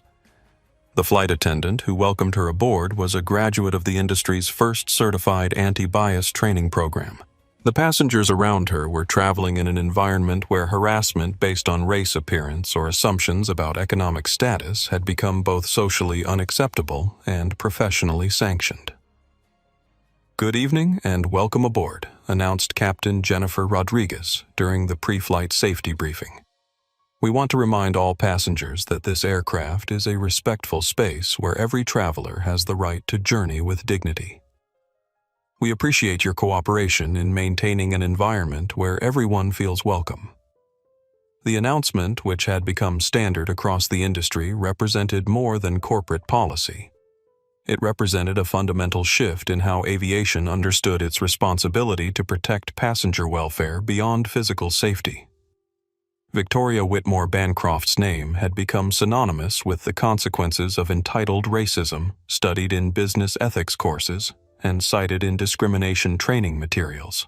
Her spectacular downfall served as a reminder that in the digital age, prejudice could no longer hide behind polite codes or private spaces. But the true legacy of Flight 847 was not punishment for past behavior. It was prevention of future harm. The technology training and cultural changes that had emerged from that 30-minute confrontation were protecting travelers every day, ensuring that dignity was no longer a luxury, but a standard feature of air travel. As the aircraft lifted off from Logan International Airport, Zara Williams looked out the window at the city lights below and opened her father's journal to a passage she had read countless times over the past year. The measure of a company's character is not how it treats customers who look like executives, but how it treats travelers who look like they might need assistance, kindness, or simply basic human respect. The young woman who had been told she didn't belong in first class had not only reclaimed her seat, she had redefined what first class meant for everyone who followed her into the sky. True first class, she had learned, was not about the price of your ticket or the brand of your bag. It was about the recognition that every person who boards an aircraft is someone's most precious cargo, deserving of dignity, respect, and the basic humanity that makes civilization possible. The aircraft climbed toward cruising altitude, carrying passengers who understood that they were traveling not just through physical space, but through a transformed industry where justice had learned to fly. In the year since Flight 847, Zara Williams had proven that quiet dignity could indeed change everything. She had taken her father's principles and amplified them through technology training and transparent leadership that made discrimination impossible to ignore and accountability impossible to avoid. The flight was over, but the journey toward justice would continue with every passenger who chose dignity over prejudice, every crew member who protected rather than ignored harassment, and every witness who refused to remain silent when basic human respect was under attack. The sky Zara Williams had proven truly did belong to everyone who dared to soar with grace. If this story moved you, please hit that like button and share it with someone who needs to be reminded that quiet strength can change the world. Subscribe to our channel because every week we bring you more stories of ordinary people doing extraordinary things when they choose dignity over prejudice. Your support helps us continue sharing these important messages about justice, respect, and the power we all have to make a difference. Thank you for watching, and remember that every interaction is an opportunity to treat someone with the dignity they deserve. Until next time, keep flying with grace.